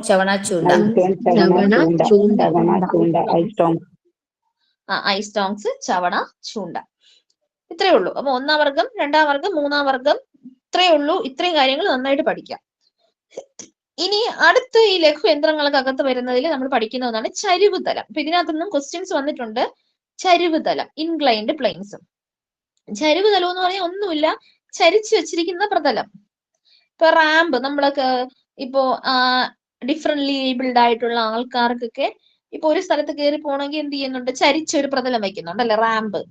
ഈ ചരിഞ്ഞ പ്രതലത്തിനെയാണ് നമ്മൾ എന്തെന്ന് പറയുന്നത്? ചരിവുതലം എന്ന് പറയുന്നത്. ചരിഞ്ഞിരിക്കുന്ന പ്രതലം, ചരിവുതലം. യത്നം കുറയ്ക്കുന്നതിന് വേണ്ടി തിരശ്ചീന തലവുമായി മട്ടകോൺ വരാതെ ഏതൊരു കോണിലും ചരിച്ച് ക്രമീകരിക്കുന്ന ഒരു പ്രതലം. അതായത് നമ്മൾ കുത്തനെ ലംബമായിട്ട് മട്ടകോൺ എന്ന് പറയുമ്പോൾ 90 ഡിഗ്രി കുത്തനെ വെക്കാതെ ചരിച്ച് വയ്ക്കുന്ന ഏതൊരു ആംഗിളിലും വെക്കുന്ന ഒരു പ്രതലമാണ് ചരിവുതലം എന്ന് പറയുന്നത്. എന്തിനു വേണ്ടിയിട്ട്? എഫേർട്ട് കുറയ്ക്കാൻ വേണ്ടിയിട്ടാണ്. ഇപ്പൊ നമുക്ക് എന്തെങ്കിലും ഒരു സാധനം ഇറക്കണമെങ്കിൽ നമുക്ക് ഈ ഇൻക്ലൈൻഡ് പ്ലെയിനിൽ കൂടെ വെച്ച് കഴിഞ്ഞാൽ എന്ത് ചെയ്യും? ഈസി ആയിട്ട് താഴെ ഉരുട്ടിയെടുക്കാനൊക്കെ പറ്റും. അപ്പൊ അങ്ങനെയുള്ള ഒരുപാട് കാര്യങ്ങൾ നമുക്ക് ഈ ചരിവുതലം വെച്ച് ചെയ്യാൻ പറ്റും. ഏത് ലഘുയന്ത്രത്തിന്റെ തത്വമാണ് റാമ്പിൽ ഉപയോഗിച്ചിരിക്കുന്നത്? ചരിവുതലമാണ്. റാമ്പിൽ യൂസ് ചെയ്തിരിക്കുന്നത് എന്താണ്? ചരിവുതലമാണ്. ചരിവുതലം എന്നുള്ള ആ ഒരു കോൺസെപ്റ്റിലാണ് എന്ത് ചെയ്തിട്ടുള്ളത്? റാമ്പ് പ്രിപ്പയർ ചെയ്തിട്ടുള്ളത്. ഇനി ചരിവുതലത്തിന്റെ യാന്ത്രിക ലാഭം ആശ്രയിച്ചിരിക്കുന്നത് 2 ഘടകങ്ങളെയാണ്. ഒന്ന് ചരിവുതലത്തിന്റെ നീളം, എത്ര നീളമുണ്ട്. ചരിവുതലത്തിന്റെ ഉയരം, എത്ര ഉയരമുണ്ട്. അപ്പൊ ചരിവുതലത്തിന്റെ യാന്ത്രിക ലാഭം ആശ്രയിച്ചിരിക്കുന്ന 2 ഘടകങ്ങൾ ഏതൊക്കെയാണ്? ചരിവുതലത്തിന്റെ നീളം, ചരിവുതലത്തിന്റെ ഉയരം. ഇനി ഇതിന്റെ ഉദാഹരണം എന്ന് പറയുന്നത് റാമ്പ്, കത്തി, സ്ക്രൂ, കോടാലി, ആപ്പ്, സ്ക്രൂ ജാക്ക്, മലകളിലേക്ക് കയറി പോകുന്ന വളഞ്ഞ റോഡുകള്. ഇവിടെ ഇതൊക്കെ എടുത്തു കഴിഞ്ഞാൽ ഈ പറഞ്ഞ ഒരു ചരിവുതലം, ഒരു ചരിഞ്ഞ ഒരു പ്രതലം. കത്തി, നേരത്തെ ചോദിച്ച കത്തി എന്ന് പറയുന്നത് ഉത്തോലമാണോ എന്ന് ചോദിച്ചു. കത്തി എന്ന് പറയുന്നത് എന്തിന് ഉദാഹരണമാണ്? ചരിവുതലത്തിന് ഉദാഹരണമാണ്. ലഘുയന്ത്രമാണ്, ചരിവുതലത്തിന് ഉദാഹരണമാണ്.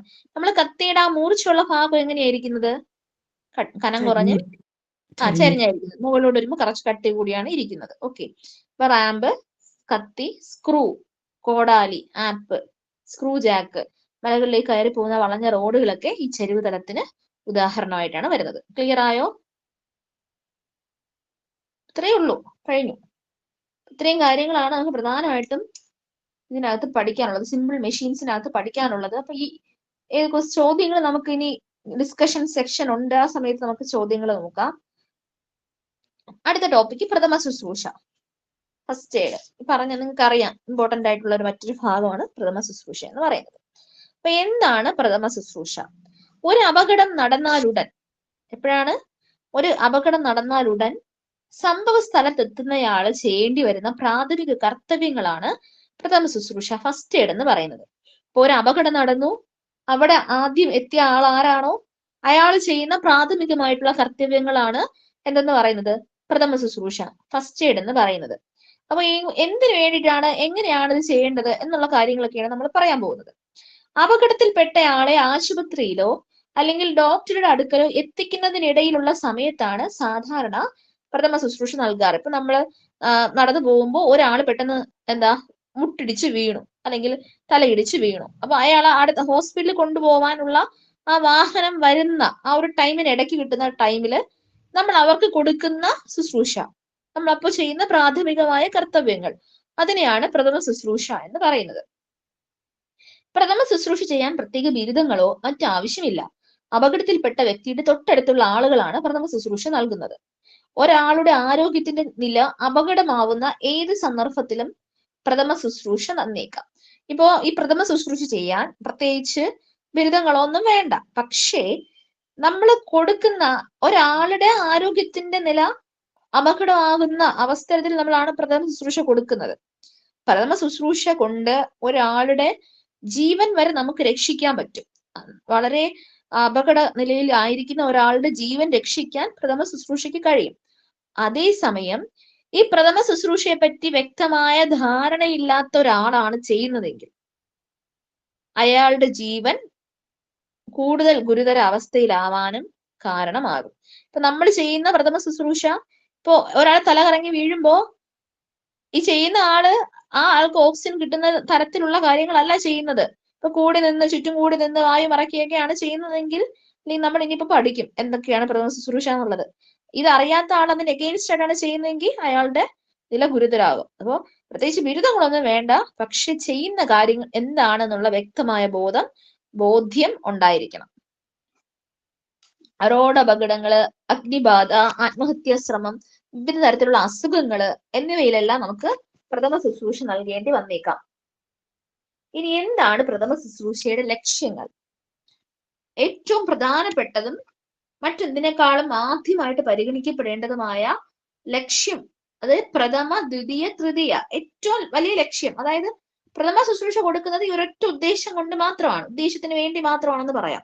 ജീവൻ നിലനിർത്തുക, ഒരാളുടെ ജീവൻ നിലനിർത്തുക, അതാണ് പ്രഥമ, ദ്വിതീയ, തൃതീയ ലക്ഷ്യം എന്ന് പറയുന്നത്. ജീവൻ നിലനിർത്തുക. രണ്ടാമത്തതെന്ന് പറയുന്നത് അവസ്ഥ മോശമാകാതിരിക്കുക. ഏത് അവസ്ഥയിലാണോ ഉള്ളത് അത് മോശമാകാതിരിക്കുക. ഇപ്പൊ ഞാൻ പറഞ്ഞ പോലെ നമ്മള് അപകടത്തിൽപ്പെട്ട ആളുടെ അവസ്ഥ മറ്റു കാരണങ്ങൾ മൂലം, നമ്മൾ കൊടുക്കുന്ന പ്രഥമ ശുശ്രൂഷകൾ മൂലം, അല്ലെങ്കിൽ അവിടെയുള്ള ആ ഒരു സാഹചര്യം മൂലം എന്ത് ചെയ്യാൻ പാടില്ല, മോശമാകാൻ പാടില്ല. അതിന് നമുക്ക് പ്രഥമ ശുശ്രൂഷ കൊടുത്ത് മാറ്റാനായിട്ട് പറ്റും. ഇനി കാലിൽ നിന്ന് ഇങ്ങനെ രക്തസ്രാവം ഇങ്ങനെ കണ്ടിന്യൂസ് ആയിട്ട് ഉണ്ടാവുകയാണെങ്കിൽ നമുക്കൊരു മുറിവൊക്കെ വെച്ച് കെട്ടി കൊടുത്തു കഴിഞ്ഞാൽ, ഒരു മുറിവ് കെട്ടി കൊടുത്തു കഴിഞ്ഞാൽ എന്ത് ചെയ്യാൻ പറ്റും, ബ്ലഡ് അതിന്റെ ആ ഒരു ഫ്ലോ നമുക്ക് കുറയ്ക്കാൻ പറ്റും, രക്തം സ്രാവം കുറയ്ക്കാൻ പറ്റും. അപ്പൊ അത് ആളുടെ ജീവൻ രക്ഷിക്കുന്നതിന് കാരണമാകും. ഓക്കെ, അടുത്തതെന്ന് പറയുന്നത് ആരോഗ്യം വീണ്ടെടുക്കാൻ സഹായിക്കുക. ആരോഗ്യം വീണ്ടെടുക്കാൻ സഹായിക്കുക. പ്രാഥമിക ശുശ്രൂഷ അസുഖത്തിൽ നിന്നോ അപകടാവസ്ഥയിൽ നിന്നോ ആരോഗ്യം വീണ്ടെടുക്കാൻ സഹായിക്കേണ്ടതുമാണ്. ചില അവസരങ്ങളിൽ പ്രാഥമിക ശുശ്രൂഷ കൊണ്ട് മേൽ പറഞ്ഞ അവസ്ഥ കൈവരിക്കാവുന്നതുമാണ്. ഓക്കെ, ഇപ്പം പ്രാഥമിക ശുശ്രൂഷ കൊണ്ട് അപകടാവസ്ഥയിലുള്ള ഒരാൾക്ക് ആരോഗ്യം, ആ ആളുടെ ആരോഗ്യം വീണ്ടെടുക്കാൻ വേണ്ടിയിട്ട് കഴിയണം. മോശമാവാത്ത രീതിയിൽ വീണ്ടെടുക്കാൻ വേണ്ടിയിട്ട് എന്ത് ചെയ്യണം, കഴിയണം. നമ്മൾ അതിനു വേണ്ടിയാണ് പ്രഥമ ശുശ്രൂഷ കൊടുക്കേണ്ടത്. അപ്പോ പ്രഥമ ശുശ്രൂഷയുടെ ലക്ഷ്യങ്ങൾ എന്താണ്? ജീവൻ നിലനിർത്തുക, അവസ്ഥ അവസ്ഥ മോശമാക്കാതിരിക്കുക, ആരോഗ്യം വീണ്ടെടുക്കുക. ആരോഗ്യം വീണ്ടെടുക്കാൻ സഹായിക്കുക. അവസ്ഥ മോശമാകാതിരിക്കുക. ഏറ്റവും പ്രഥമ, ദ്വിതീയ, തൃതീയ ലക്ഷ്യം എന്ന് പറയുന്നത് ജീവൻ നിലനിർത്തുകയാണ്. പിന്നെ അവസ്ഥ മോശമാകാതിരിക്കുക, ആരോഗ്യം വീണ്ടെടുക്കാൻ സഹായിക്കുക. ഓക്കെ, മുറിവുകൾ ഉണ്ടായി, നിങ്ങൾക്ക് അറിയായിരിക്കും, നിങ്ങൾ സ്കൂളിൽ കുട്ടികളെ പഠിപ്പിക്കുന്ന പോർഷനാണിത്. മുറിവുകൾ ഉണ്ടായി കഴിഞ്ഞാൽ നമ്മൾ കൊടുക്കേണ്ട പ്രാഥമിക ശുശ്രൂഷ. ഇത് എന്തുകൊണ്ട് നമ്മൾ പഠിക്കുന്നു എന്ന് വെച്ചാല്, പ്രത്യേകിച്ചും സ്കൂളിലെ കുട്ടികളൊക്കെ ഒരുപാട് അപകടങ്ങൾ നടക്കുന്ന ഒരു സ്ഥലമാണ് സ്കൂൾ. ഒത്തിരി കുഞ്ഞുങ്ങൾ നമ്മളെ സ്കൂളിൽ പഠിക്കുമ്പോൾ, നമ്മളെ ക്ലാസ്സിൽ പഠിക്കുമ്പോൾ, നമ്മൾ അധ്യാപകരായിരിക്കുമ്പോൾ ഈ പറയുന്ന മുറിവുകൾ ഉണ്ടാവാം, തല ചുറ്റി വീഴാം, എന്ത് അപകടം വേണം ഉണ്ടാകാം. അപ്പൊ അവിടെ ഓടി വന്ന് ആദ്യം പറയുന്നത് ആരോടായിരിക്കും? ടീച്ചറിനോടായിരിക്കും. അപ്പൊ ഈ പറയുന്ന പ്രഥമ ശുശ്രൂഷ ചെയ്യേണ്ടി വരുന്നത് അധ്യാപകരായിരിക്കും, അധ്യാപകനോ അധ്യാപികയോ ആയിരിക്കും. അപ്പൊ ഇതിനെപ്പറ്റി വ്യക്തമായ ധാരണ ഒരു അധ്യാപകന് അല്ലെങ്കിൽ അധ്യാപികയ്ക്ക് ഉണ്ടായിരിക്കണം. അതുകൊണ്ടാണ് നമ്മൾ ഈ ഭാഗം എന്ത് ചെയ്യുന്നത്, പഠിക്കുന്നത്. നമ്മൾ DLED സമയത്തും ഇത് വിശദമായിട്ട് നമുക്ക് ഫിസിക്കൽ എഡ്യൂക്കേഷന് പഠിക്കാനുണ്ട്. മുറിവുകൾ, ഒരു മുറിവ് കുട്ടികൾക്ക് സർവ്വസാധാരണമായിട്ട് സ്കൂളിൽ സംഭവിക്കുന്ന ഒന്നാണ് മുറിവുകൾ എന്ന് പറയുന്നത്. അപ്പം ഒരു മുറിവ് ഉണ്ടായി, കുറച്ച് ആഴത്തിലുള്ള മുറിവുകൾ ഉണ്ടായെങ്കിൽ ആദ്യം ചെയ്യേണ്ട കാര്യം മുറിവേറ്റ ഭാഗം ശുദ്ധജലം കൊണ്ട് വൃത്തിയായി കഴുകുക എന്നുള്ളതാണ്. നമ്മുടെ അടുത്തൊരു കുട്ടി വരികയാണ് എന്ന് ആലോചിച്ച് നോക്കുക. അപ്പൊ നമ്മൾ ആദ്യം ചെയ്യേണ്ടത് എന്താണ്? മുറിവേറ്റ ഭാഗം ശുദ്ധജലം ഉപയോഗിച്ച് വൃത്തിയായിട്ട് കഴുകുക. രണ്ടാമത്തെ കാര്യം മുറിവേറ്റ ഭാഗം ഉയർത്തിപ്പിടിക്കുക. മുറിവേറ്റ ഭാഗം എന്ത് ചെയ്യണം? ഉയർത്തിപ്പിടിക്കണം. രക്തം വാർന്നു പോകാതിരിക്കാൻ മുറിവേറ്റ ഭാഗം വൃത്തിയുള്ള തുണി ഉപയോഗിച്ച് അമർത്തിപ്പിടിക്കണം. അപ്പൊ ഒന്നാമതായിട്ട് ചെയ്യേണ്ട കാര്യം എന്ന് പറഞ്ഞാൽ മുറിവേറ്റ ഭാഗം ശുദ്ധജലം കൊണ്ട് വൃത്തിയായിട്ട് കഴുകുക എന്നുള്ളതാണ്. രണ്ടാമത്തെ കാര്യം എന്താണ്? മുറിവേറ്റ ഭാഗം ഉയർത്തിപ്പിടിക്കുക എന്നുള്ളതാണ്. മൂന്നാമത്തെ കാര്യം ഈ രക്തം വാർന്നു പോകാതിരിക്കാൻ വേണ്ടി എന്ത് ചെയ്യണം?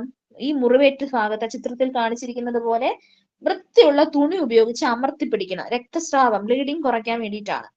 ഇനി നാലാമത്തെ കാര്യം എന്ന് പറയുന്നത് മുറിവിൽ കട്ട പിടിച്ച രക്തം എന്ത് ചെയ്യാൻ പാടില്ല? നീക്കം ചെയ്യാൻ വേണ്ടി പാടില്ല. രക്തം കട്ട പിടിച്ചിരിക്കുകയാണ്, നീക്കം ചെയ്ത് കഴിഞ്ഞാൽ എന്ത് ചെയ്യും? വീണ്ടും ബ്ലീഡിങ് ഉണ്ടാകും. അപ്പൊ അതുകൊണ്ട് മുറിവിൽ കട്ട പിടിച്ച രക്തം നീക്കം ചെയ്യാനായിട്ട് പാടില്ല. മുറിവുകൾ തുറന്നു വെക്കുന്നത് അണുബാധ ഏൽക്കാൻ ഇടയാകും. നമ്മള് നല്ലൊരു വൃത്തിയുള്ള തുണി ഉപയോഗിച്ച് നമുക്ക് എന്ത് ചെയ്യാം? കവർ ചെയ്യാം. നല്ല രീതിയിൽ രക്തം പോവുകയാണെങ്കിൽ നമ്മൾ അവിടെ അമർത്തി പിടിക്കണം. മുറിവുകൾ തുറന്നു മൈക്ക് ഓണാക്കി വെച്ചിരിക്കുകയാണ് ആരോ. ഞാൻ റിമൂവ് ചെയ്യും കേട്ടോ, മൈക്ക് ഓണാക്കി വെച്ച് കഴിഞ്ഞാൽ. ഓക്കെ, അപ്പോ മുറിവുകൾ തുറന്നു വെക്കുന്നത് എന്തിനു കാരണമാകും? അണുബാധ ഏൽക്കുന്നതിന് കാരണമാകുന്നുണ്ട്. മുറിവുകൾ തുറന്നു വെക്കാതിരിക്കുക. വലിയ മുറിവുകളാണെങ്കിൽ മുറിവേറ്റയാളെ സൗകര്യപ്രദമായ രീതിയിൽ ഇരുത്തുകയോ കിടത്തുകയോ ചെയ്യണം. വലിയ മുറിവുകളാണ് അയാൾക്ക് സംഭവിച്ചിട്ടുള്ളതെങ്കിൽ എന്ത് ചെയ്യണം? അയാൾക്ക് സൗകര്യമാകുന്ന രീതിയിൽ അയാളെ ഇരുത്തുകയോ കിടത്തുകയോ ചെയ്യണം. എത്രയും വേഗം ഹോസ്പിറ്റലിൽ എത്തിക്കണം. അപ്പൊ പ്രഥമ ശുശ്രൂഷ എന്ന് പറയുന്നത് നമ്മൾ ആ ഹോസ്പിറ്റലിലോ ഡോക്ടറിന്റെ അടുത്തോ എത്തിക്കുന്നതിന് മുന്നേ ആ ഒരു വാഹനമൊക്കെ എടുത്തുകൊണ്ട് വരുന്നതിന് മുന്നെയോ അല്ലെങ്കിൽ അതിനുള്ള അറേഞ്ച്മെന്റ് ചെയ്യുന്നതിന് മുന്നേ തൊട്ട് മുന്നേ നമ്മൾ ചെയ്യുന്ന കാര്യമാണ്. അപ്പൊ ഇത് ഇത്രയും ചെയ്ത് കഴിഞ്ഞ് എന്ത് ചെയ്യുക? അയാളെ ഹോസ്പിറ്റലിൽ കൊണ്ടുപോവുക. ഇതാണ് മുറിവുകളേറ്റാൻ നമ്മൾ ചെയ്യുന്ന കാര്യം. ക്ലിയർ അല്ലേ? Yes miss. ക്വസ്റ്റ്യൻ വരുന്നത് ഇങ്ങനെയാണ്: മുറിവുകളേറ്റാൽ ചെയ്യാൻ പാടില്ലാത്തത് ഏത്, പാടുള്ളത് ഏത്, ശരിയായത് ഏത്, തെറ്റായത് ഏത്? ഇങ്ങനെയൊക്കെയാണ് ക്വസ്റ്റ്യൻസ് സാധാരണ വരാറുള്ളത്. ഓക്കെ, അതുകൊണ്ട് പോയിന്റ്സുകളെല്ലാം വ്യക്തമായിട്ട് തന്നെ പഠിക്കണം. ഇനി രണ്ടാമത്തത്, മൂക്കിൽ നിന്ന് രക്തം വന്നാൽ മുന്നോട്ട് ചായ്ച്ചിരുത്തുക. ആ ചിത്രത്തിൽ കാണിച്ചിരിക്കുന്നത് പോലെ എന്ത് ചെയ്യണം? മുന്നോട്ട് ചായ്ച്ചിരുത്തുക. തള്ളവിരലും ചൂണ്ടുവിരലും. ഇപ്പൊ നിങ്ങൾക്കറിയാം, നിങ്ങളുടെ തള്ളവിരലും നിങ്ങളുടെ ചൂണ്ടുവിരലും, നിങ്ങളുടെ നോക്കിയ കയ്യില് തള്ളവിരലും ചൂണ്ടുവിരലും ഉപയോഗിച്ച് മൂക്കിന്റെ അഗ്രഭാഗം അമർത്തി പിടിക്കുക. ആ ചിത്രത്തിൽ കാണിച്ചിരിക്കുന്ന പോലെ ജസ്റ്റ് ഒന്ന് നിങ്ങൾക്ക് ചെയ്ത് നോക്കാം. നമ്മുടെ തള്ളവിരലും ചൂണ്ടുവിരലും ഉപയോഗിച്ച് എന്ത് ചെയ്യാം? മൂക്കിന്റെ അഗ്രഭാഗത്ത് അമർത്തി പിടിക്കുക. വായിലൂടെ ശ്വസിക്കാനായിട്ട് നിർദ്ദേശിക്കുക. അപ്പോൾ ആദ്യം മുന്നോട്ട് ചായ്ച്ചിരുത്തുക എന്നുള്ളതാണ്. അത് കഴിഞ്ഞ് എന്ത് ചെയ്യണം? തള്ളവിരലും ചൂണ്ടുവിരലും ഉപയോഗിച്ച് മൂക്കിന്റെ അഗ്രഭാഗം അമർത്തി പിടിക്കുക. വായിലൂടെ ശ്വസിക്കാൻ വേണ്ടിയിട്ട് നിർദ്ദേശിക്കുക. സംസാരിക്കാതിരിക്കാനായിട്ട് പറയണം. സംസാരിക്കാതിരിക്കാനായിട്ട് നിർദ്ദേശിക്കുക. വൈദ്യസഹായം തേടുക. അപ്പൊ ഇത്രയാണ് മൂക്കിൽ നിന്ന് രക്തം വന്നാലായിട്ട് ചെയ്യേണ്ട പ്രഥമ ശുശ്രൂഷ എന്ന് പറയുന്നത്. മുന്നോട്ട് ചായ്ച്ചിരുത്തുക, തള്ളവിരലും ചൂണ്ടുവിരലും ഉപയോഗിച്ച് മൂക്കിന്റെ അഗ്രഭാഗം അമർത്തി പിടിക്കുക, വായിലൂടെ ശ്വസിക്കാനായിട്ട് നിർദ്ദേശിക്കുക, സംസാരിക്കാതിരിക്കാൻ നിർദ്ദേശിക്കുക, വൈദ്യസഹായം തേടുക. ഇനി കണ്ണിൽ പൊടി വീണാൽ എപ്പോഴും സംഭവിക്കുന്ന ഒന്നാണ്, നമുക്ക് എല്ലാവർക്കും സംഭവിക്കുന്ന ഒന്നാണ്. നമ്മൾ കണ്ണിൽ പൊടി വീണാൽ ആദ്യം ചെയ്യുന്ന കാര്യം കണ്ണ് നന്നായിട്ട് തിരുമ്മും എന്നുള്ളതാണ്. നന്നായിട്ട് നമ്മൾ കണ്ണ് തിരുമ്മും. ഇതാണ് സാധാരണ ആൾക്കാർ ചെയ്യാറുള്ളത്. അപ്പൊ ശരിക്കും കണ്ണിൽ പൊടി വീണാൽ ചെയ്യേണ്ടതെന്ന് പറഞ്ഞാല് ശുദ്ധജലം കണ്ണിൽ ധാരയായി ഒഴിച്ചും വൃത്തിയുള്ള നനഞ്ഞ തൂവാലയുടെയോ മറ്റോ അറ്റം കൊണ്ടും എടുക്കാനായിട്ട് ശ്രമിക്കുക. അതായത് ഏറ്റവും നന്നായിട്ട് ഏറ്റവും നല്ല ഈസി ആയിട്ടുള്ള കാര്യം എന്ന് പറഞ്ഞാൽ, അല്ലെങ്കിൽ ഏറ്റവും നല്ല കാര്യം എന്ന് പറഞ്ഞാൽ, നല്ല ശുദ്ധജലം. ശുദ്ധജലം എന്ന് പറയുന്നത് മോശമായ ജലം ഉപയോഗിച്ചു കഴിഞ്ഞാൽ നമ്മുടെ കണ്ണിൽ ഇൻഫെക്ഷൻ വരും. അതുകൊണ്ട് ശുദ്ധമായ ജലം എന്ത് ചെയ്യുക? കണ്ണിൽ ഒഴിക്കുക, കണ്ണിൽ ധാരയായിട്ട് ഒഴിക്കുക എന്നുള്ളതാണ് ഏറ്റവും നല്ല കാര്യം. ഇനി അല്ലാത്ത പക്ഷം നമുക്ക് നല്ല നനവുള്ള വൃത്തിയുള്ള ഒരു തൂവാലയുടെ അഗ്രം ഉപയോഗിച്ച് എന്ത് ചെയ്യാം? ആ ചിത്രത്തിൽ കാണിച്ചിരിക്കുന്നത് പോലെ എടുക്കാനായിട്ട് ശ്രമിക്കാം.